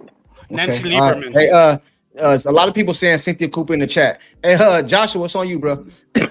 Yeah, as far as what I would like to see a new commissioner implement, I'd like to see the WNBA run like a business instead of an extension for activism. I just don't think that's helping them win in any kind of way. I would like for the commissioner to implement some sort of a rule to get rid of dating each other on teams, because I think that muddies up the water. How do Taking my talking. how do you Dude, control that, Josh? taking my talking points. God damn, go ahead, bro. Joshua, man, taking my shit. How do you control that though, Sean? Everybody Same jump thing on how the they head, do it in Courtside. same thing how they do in the military. You know what I'm gonna do? I'm gonna rename this panel when we done. I'm gonna change the title of this to "Still Courtside Talking Points." You know what I'm saying? You know what I mean? Because that's crazy. I'm serious. I Because told That's you what he's I was petty, sitting here man. thinking. I was like, man, what would Courtside say? Okay, hold No. on. You know what Courtside gonna say this, so I'm gonna say it first. Josh, hold on. It's one thing to say it, it's another thing to be able to prove it. You can go on my channel right now. I have a whole video, not a live, a video of me saying 3 things I would change for the commissioner cup. I mean, the commissioner. I have a video. So, like, it's not. Say it so I can repeat it next. I'm saying I remember I said that the halftime show, I don't care about your sexuality. You can do whatever you want to do, but I cut that out. Ain't gonna be no more halftime parades because we got little kids. Stuff. You got little kids here, dads taking their daughters. I don't want to see all that. You know what I mean? That's over with. And then the treat like in NFL. No more You gotta represent the shield. If you go out and do some dumb shit, you're suspended. You ain't gonna we putting it in, and then I said what he just said too about the fraternizing. You know what I mean? Yes. How Boston go over there and just tell I ain't going to no other team. I'm going there with my wife. How Alyssa Smith get over there with what she go to with Dejanay? What was it? Yeah, she was dating like Deja Kelly. She was dating Deja Kelly and Aaliyah Nye and all this nonsense. Yeah, it's been all over the timeline. That's all they've been talking about You today. hear more about stuff All that that over doesn't there. have That's anything over. to do with basketball than you do basketball itself with the W, and that bothers me. I don't want the drama and all the other stuff. I just want to hear about basketball. Yeah, you don't. Yeah, their private life is their private life, but we got to keep it about the game. Yep. And the last thing I want the commissioner to do is you have to get good, consistent refereeing. I know that there's always going to be things that are missed. I know that you put together and implemented this task force in this last off season to try to improve things, but you just haven't gotten there. You have to improve the refereeing and become more consistent, because that really, really affects the product on the floor, and you want your product to be the absolute best it can be because you have more eyes on it than ever. And if you want to continue to grow that and get even more eyes, you're not going to do that by having a subpar product or a product that gets consistently worse. So get better refereeing, get rid of the relationships, and stop using the WNBA as an extension for activism. I got you. Hey, I got a question though, real quick. Do you guys remember at the beginning of the season we had this conversation before, and it was like 90% of us said the referee is better. You guys remember that? Remember at the beginning? That lasted about a week. I know. That's what I'm saying. So Yeah. what changed? Like, I don't know. LNJ, it's on you, bro.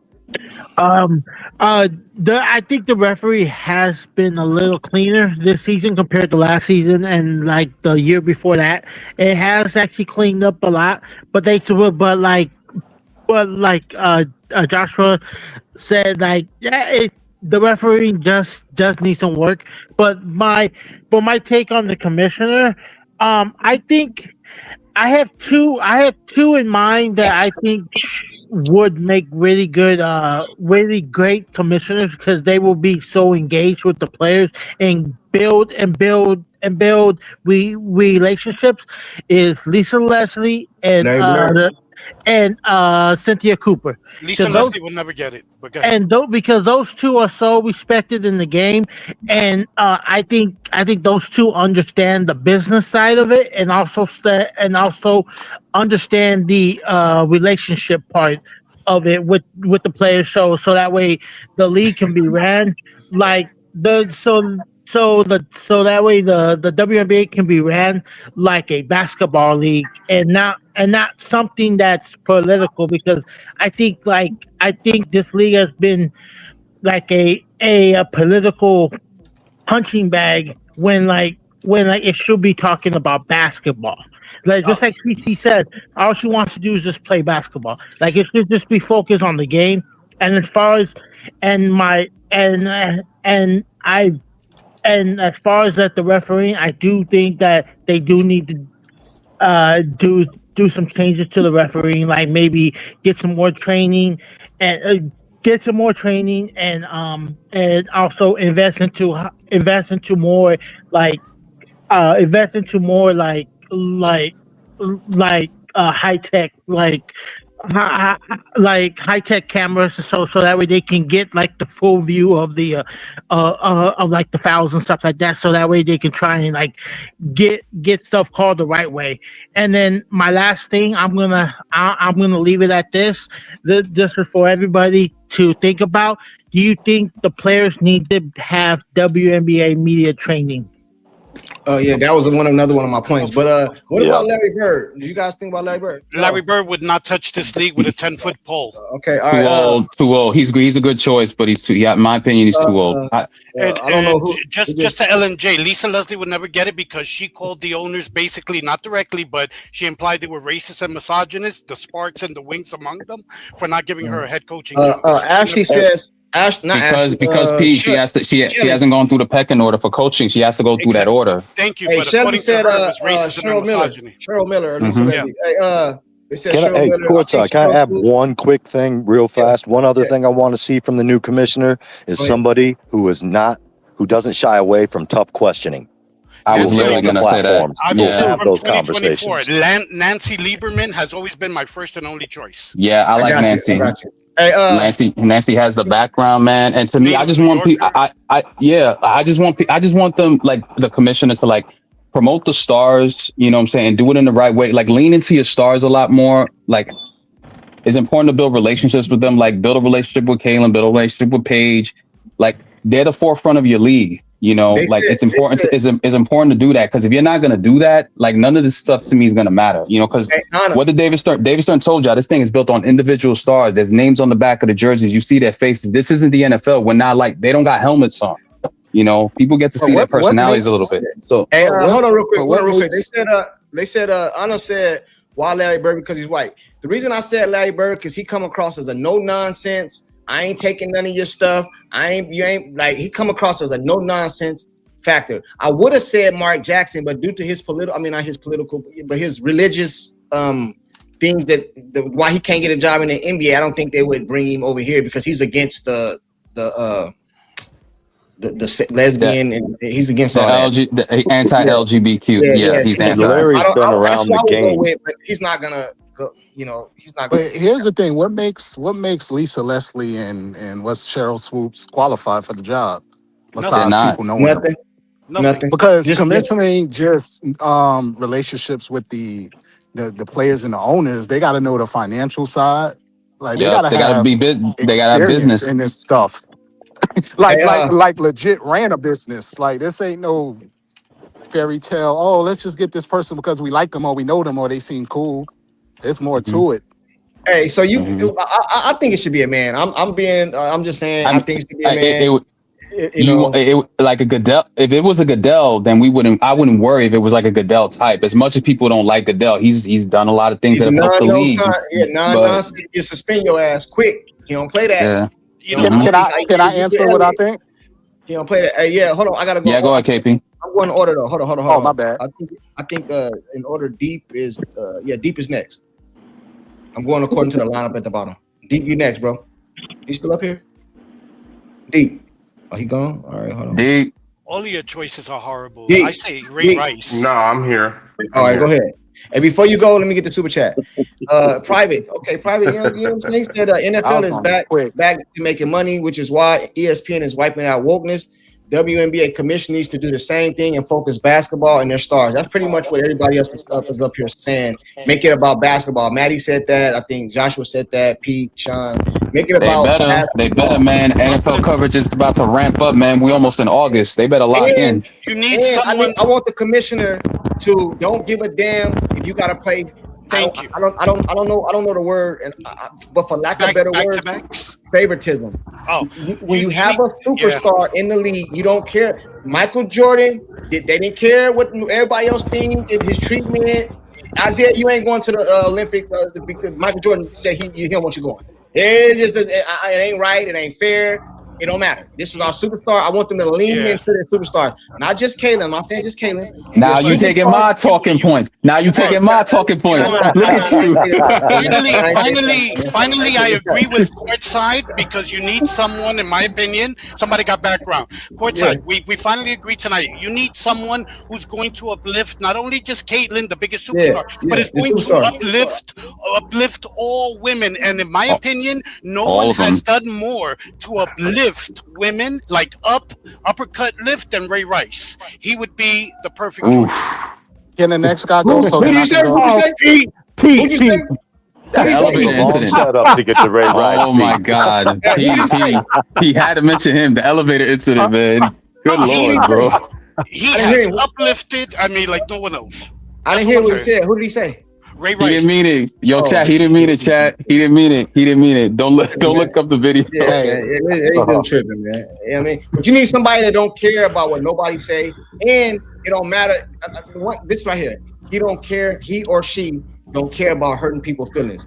If Caitlin Clark is playing, her ass is going on the damn picture. It ain't no grow the league. We gotta get everybody involved. None of that. You know what I mean? Like no. We trying to grow the league. You know what I'm saying? She'd have been over there in the Olympics too. You know what I mean? But Deep, it's on you, man. Okay, here's what I want to say. All the problems of the WNBA would be fixed if they own the entire league, which is very unique in professional sports. Now, I'm giving you guys the politics of how this works. 42% of the WNBA is owned by the NBA. 16% is owned by investors.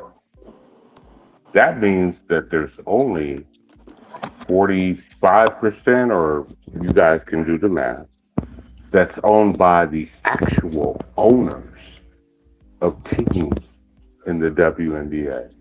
If they had to own their entire league 100%, majority of the crap that you guys see going on would not happen.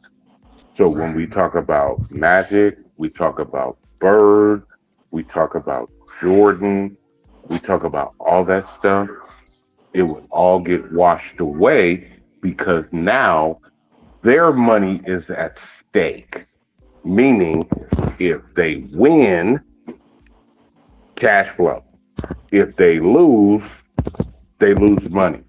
And because they are a subsidized league, they don't have the incentive of making it better because they're getting funded by over 50% of outside investors. That's the problem that the WNBA has. Now, when you guys talk about coaching, you guys have already mentioned the coaches that I think would be great. Michael Cooper. The only name that I heard that I didn't hear that I would add would be Mark Jackson. That's the only name. I said that. I just said Mark Jackson. Okay. So we got Michael Cooper, we got Mark Jackson, we got Nancy Lieberman, we got Lisa Leslie, all of these names that are invested in the league succeeding. However, the minority ownership of the league is operating off of a welfare program.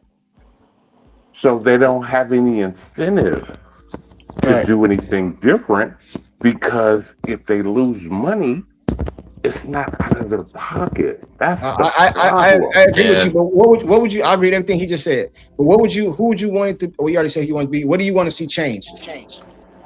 Well, the first thing, the easiest thing to change is the consistency of the officiating. And that doesn't have to be some like sweeping thing where you got to fire everybody. No, get them on a program, you let them know what it is.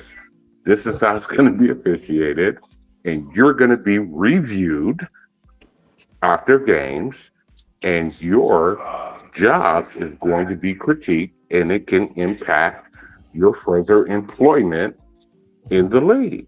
Exactly. Make the rules consistent. You don't have to, this whole narrative about, oh, well, we got to protect Caitlin Clark. No, you don't. When Jordan came into the league, that shit that was going on with Detroit, that didn't happen until his fifth, sixth, seventh year.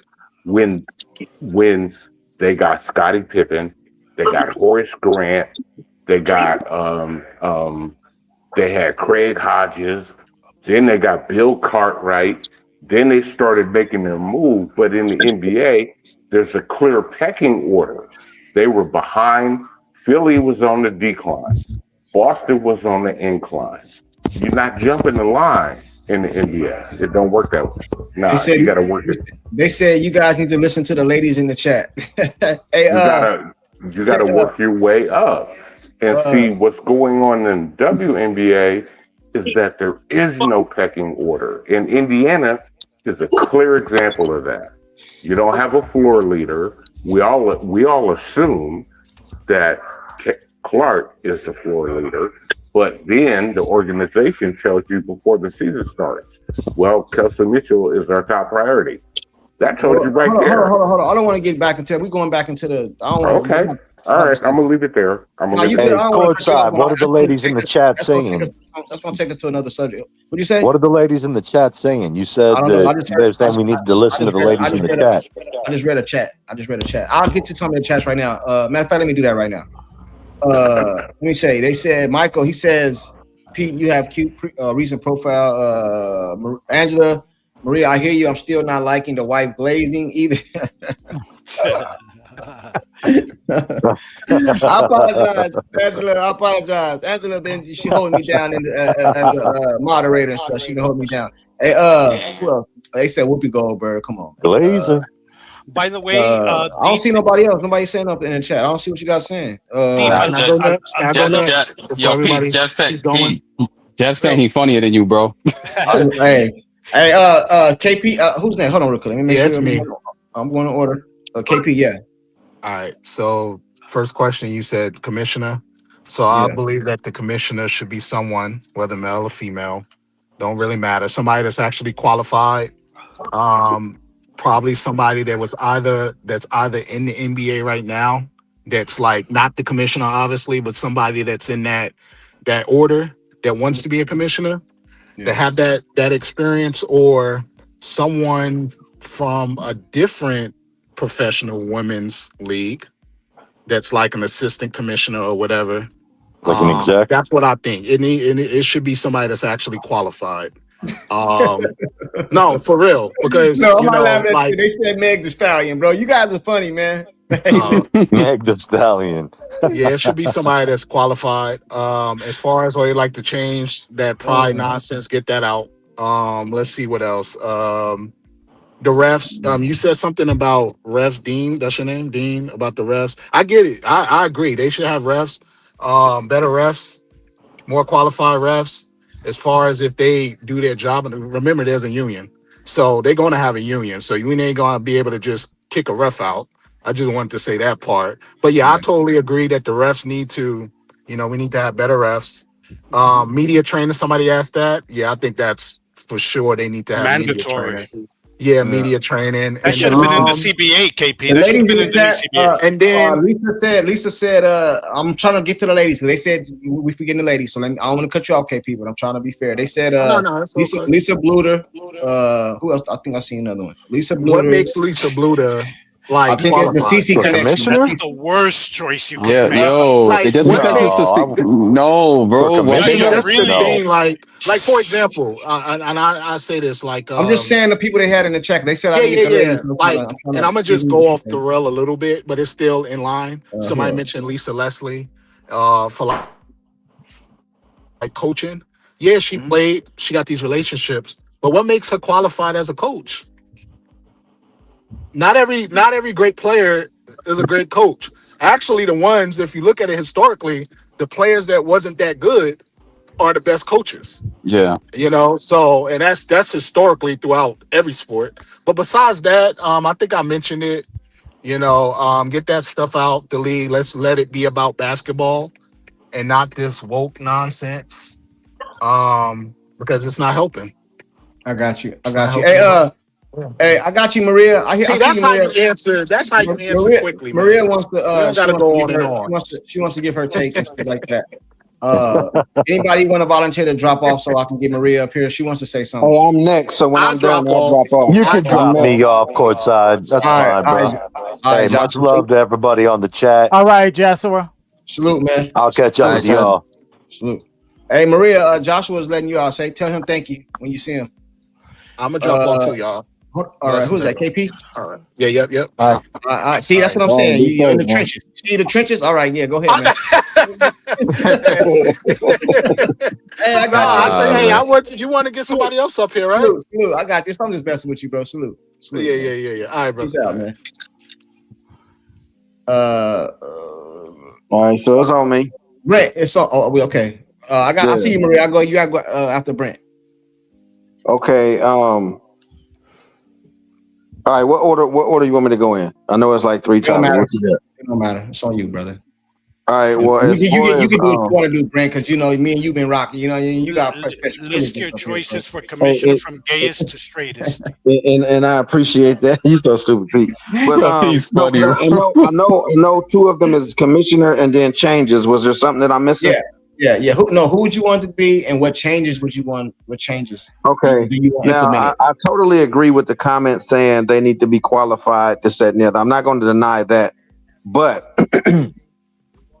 on a sentimental level, just from what we're about to have going on, Cynthia Cooper was just one of the coaches. She was real well on her interviews and this, that, and the other. She's well liked, and it will be perfect timing because next year they're bringing back The Houston Comets. You know what I'm saying? So even if she's not commissioner, maybe she has some position, whether it's assistant or whatever, but that would be a good liaison between ownership because she has a coaching background. She does have that. And then so she could be a liaison between, the two, because that's really what a commissioner is they kind of a go-between. Now they represent the league, don't get me wrong, but they also have to have a relationship with the players reps and this, that, and the other, because that's what they're talking to in negotiations. So I say that for that reason. When it comes to things that I would want to see different, I mean, the number one thing would be remove objectivity from the ref calls. A lot of these calls, man, they're just too inconsistent. A charge isn't a charge. A flop ain't a flop. A touch foul is called, but the banging ain't called, and this and that. They just need to be consistent. Because all I've ever said as a fan, and I think most people would agree, is just call it both ways. That's all you really want to see, man, is that there's even refereeing. And when you have different ref crews almost every other game, and you leave so much up to objectivity, you don't get any consistency at all. And then somebody mentioned that, well, they're going to have a union, so it's hard to fire refs. Okay. But I think the way they check that is to have a developmental league for the refs as well. You know what I'm saying? If you get too many bad calls going on, maybe we can't fire you, but we can remove you from the games and develop you some more, have you sit and look and whatever else may be. You know what I mean? But just the calls got to be consistent, man. They've got to get better and they got to be held accountable. Because I do know when it comes to most leagues, when it comes to the referees, they have a point system. And if your points are down, you don't get playoff games. You definitely don't get championship games. You don't get things that are important if you're not making the grade as a referee. So that's what I would want to see, man. That's the main thing I would say, because, I do watch a lot of games and the referees just are not consistent, and it's terrible. And it's obvious to a novice fan when you see certain things, because I don't have a vested interest in every team, but I hate seeing teams get cheated. I hate watching it, and it's not cool. And that's pretty much all I got to say on that. I got you. Hey, Maria. Hey guys, I'm sitting here laughing my ass off and thinking, why are you guys acting like you found the cure of penicillin, man? Come on now. I've been saying about a commissioner for the longest time, even because you guys are acting this sitting here going, no, that was my idea. That was my idea. And the girls in the chat can confirm that I've been saying for months and months and months that they need to hire a commissioner that understands that this is no longer entertainment. This is a business, and business has rules. You want to earn the right kind of money, there's a job that you are responsible for doing, holding the players accountable. And I agree that they should invest on showing off all our players, but also respecting the fact that we wouldn't have a lot of these eyes without Cece. They need to show some respect and actually remind these players that they should show a little respect for that too, because these girls are ridiculous. But I've been saying for the longest time that ever since that Cece came on board, she brought the eyes that, with the CBA, it is no longer entertainment per se. This is a business. Like everything else, everybody is looking to make money. I agree with you guys about the reffing, but I also believe that they should do background checks on these referees to make sure that they're not gambling on the games, because that hurts the league as well. And I don't care who they hire, whether it's a man, whether it's a woman, whether they're black, whether they're white, whether they're gay, whether they're straight. I just want them to do a good job. A good commissioner will be able to get the job done and yet be fair. That's what we need. Thank you. I got you. I got you. Hey, Maria, you forgot one thing. You gotta keep the fans happy. All these fans, yes, it's because of CC, but you gotta keep the fans happy. It's also because of me too. Angel, what she said, what she said in that interview. Yeah, and you know what? I wouldn't be surprised to find a commissioner who says, "Yeah, let's talk about me too. I'm the boss now. I'm the boss now." You know what I mean? But again, I did want to thank Courtside for letting me express that. But I was cracking up because I've been saying that, and you guys are acting like you just came up here to toot your damn horn. Just say it. Yeah, that's right. Just like you are damn right. Just like you've been doing all day today. So you and I are both being very sensitive today, Courtside. You and me, baby. Hey, Maria was making sure. Hey, Maria was making sure. I seen her. She put it in the chat. She texted me. Of course, I don't really put the link. She texted me. She put it in the chat. She making sure I seen it. hey, Deep. I wanted to say something to Deep. I like your choices for commissioner, and I love Mark Jackson, man. I love me Mark Jackson, but you know what? He would never be commissioned in the W. He wouldn't even get a coaching job because he is openly opposed to gay marriage. So that's a deal breaker. I said that. Hey, taking my talking point, I said that, but it's cool. Hey, Jerry, what up, Jerry? Hey, I think the biggest thing that everybody can agree on is they have to come up with some kind of way to penalize the refs. If it's monetarily, if it's, and of course, this is something they have to agree to get the job. But, when all of us watch it, every game, and it's not just fever games, it's every game. Every game is just shitty ass officiating. And there has to be penalties. And it can't be like penalties like what Alyssa Thomas got. She's making $1.4 million. She gets $1,000 fine. Well, so what? So what? Everything has to be relative, and the only way to impact everybody is through their pocketbook. It's the only thing they listen to is their pocketbook. Players, coaches, refs, doesn't matter. So I don't know how they would do that, but to me, it needs to be something that is like Maria said, it has to be something they review after every game. You miss so many calls, you call it the wrong way, whatever. This is what it cost you. And as long as they know that, their eyes are going to be open. Their eyes are going to be open for the landing space, the scrapes, the pokes, this, that, the other.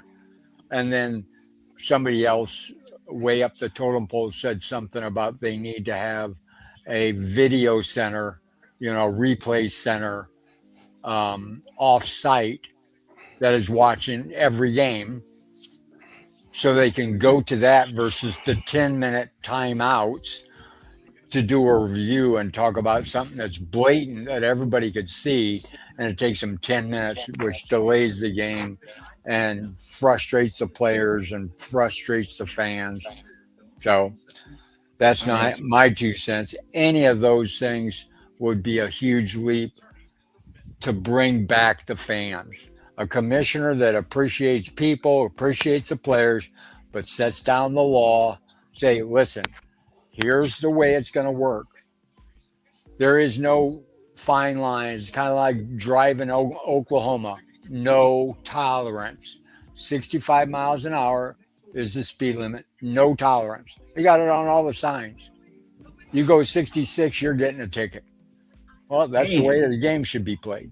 In Arizona, we got like a 5 to 7 mile little grace in Arizona. But once you go over that, 11 miles. 11 miles. Courtside. For you, Maria, that's not for everybody. You know what I mean? 5 miles over. You know what I mean? For Arizona, I think 10 over is criminal. It's criminal. So I don't know. Yeah, but that's another thing. You just mentioned it. It's not for everybody. This has to be something for everybody. CC and everybody. If everybody knows the rules, they know when they break them. Correct. And as long as I got a question before we end. I think I got probably win. I got a question for you guys. I'm just speaking. You know how the WNBA, the NFL, and the NBA, they get paid way more than the WNBA, right? So so you can't find them based off NBA standards because they millions. Correct. You know. So what would be, because Jerry said you got to hit them where it hurt their pocket, and I agree. I think most of us would agree. Even for us as regular people, we don't want to get money taken from us, right? So what is a reasonable amount of money? Let's say, for example, let's use the don't take this the wrong way. I'm not getting back on it. I'm just using an example. The Alyssa Thomas thing with Caitlin Clark. What was a reasonable amount of money for that? What would be the fine for that? Because I think she got fined $1,000. Is that Courtside, I would go with what her contract pays her, right? Should it be a percentage? Yes. So a game check, so a percentage of I don't know how that, like, no, you can't. It's 60,000 is too much. I don't think you can do 60,000. But like, what is, that's almost like NBA. You know what I mean? 25,000. 25. Nah, you can't do that too much. That's too much. Why not? Why not? If I know that I'm going to lose 25 grand if I do something stupid, guess what? I know, don't do something stupid. But they don't make that much. I don't think you listen. I would do it in proportion to the NBA, percentage-wise. For a flagrant, I would say 10,000 and up, automatic suspension, at least 1 to 3 games, depending on the level. And for denigrating the league in the media, the Natasha Clouds, the Alyssa Thomases, all of that, Asia, I would say a $25,000 fine minimum. All right, Pete. What about if they avoid media and don't talk to media, even though it's in their contract? What's the penalty for that? $50,000 fine. For the WNBA, man. Yes. Let me tell you something, Courtside. Why not, Courtside? Let me tell you something, Courtside. I don't think it's feasible. I'm not saying it's not. I don't think it's feasible. Courtside, the Chicago Sky set a dangerous precedent when they allowed Angel Reese and Carmela Cardozo grace to avoid the media. That was a dangerous precedent. Without the media, you are nobody. If nobody's watching you, just like you could be the best singer in the world, but if nobody's buying your records, if you're not getting airplay, you're on YouTube making videos. Okay, that's the bottom line. You cannot avoid the media. I don't care who you are. That needs to be fined. I told you guys when the CBA was getting done, one glaring omission was a revision, unless it's in there, but I don't think it is, a revision to the conduct policy. And I just want to say one last thing, and I'm gonna shut up. With the reffing, guys, Sean, let me ask you quickly, how many referees have you ever seen in all your years following sports get fired just for bad reffing? How many? I haven't seen it. And I'm a big baseball guy. I've been wanting, you know how long I wanted Angel Hernandez gone from MLB? I wanted him gone from the beginning, and he stood throughout his entire tenure, almost 30 plus years. They didn't let him go. You know why that is? And the same reason you don't see refs getting interviewed. Because, guys, I'm going to say it one last time and dismiss me if you want. All major sports are rigged to varying degrees. The refs are insulated. The refs are insulated, which is why you never see them get fired. Hey, Pete. I think as far as the fines for the WNBA, I think it's fair that wherever the fine is for the NBA, I think it should be a third, at least a third. No, a third. I think that's fair. It's got to be high. It's got to be high enough to hurt them, because I remember when HSBC got caught laundering cartel money, they were fined like $5 million to a bank. Are you kidding me? That's like 10 cents to you and me. It's got to hurt them. It's got to make them think, oh shit, I'm making this much, but I don't. But I damn, I don't. All right, well, this is fair right here. Brent, he said it got to escalate. Start at 1% of salary and it goes up more the more you do, or the extreme like on the sliding scale, it goes up for your next offense. I got you. Well, that's why I was talking about a percentage, Courtside. Percentage. Yeah. I got everybody. I believe. I think I got everybody. Hey, man. I said that from the beginning. And if your first flagrant, you got a 3-game suspension. Your second flagrant, you get 5 to 10 games. That's it. All right. Hey, everybody, salute in the chat for everybody. Pull up and make sure I didn't miss no super chats. No, I didn't miss none. Hey, hit the like button on the way out. Appreciate everybody pulling up. Our next game is Wednesday. Tuesday. Okay, cool. That Tuesday, I'm one step closer to my 4-1. Appreciate you guys. You know what I mean? And I can't wait. Did you say you're 401? I said 4-1. Yes. Oh. Jerry, I remember you said 2 and 3, Jerry. IRA, huh? No, I said 5-0 with.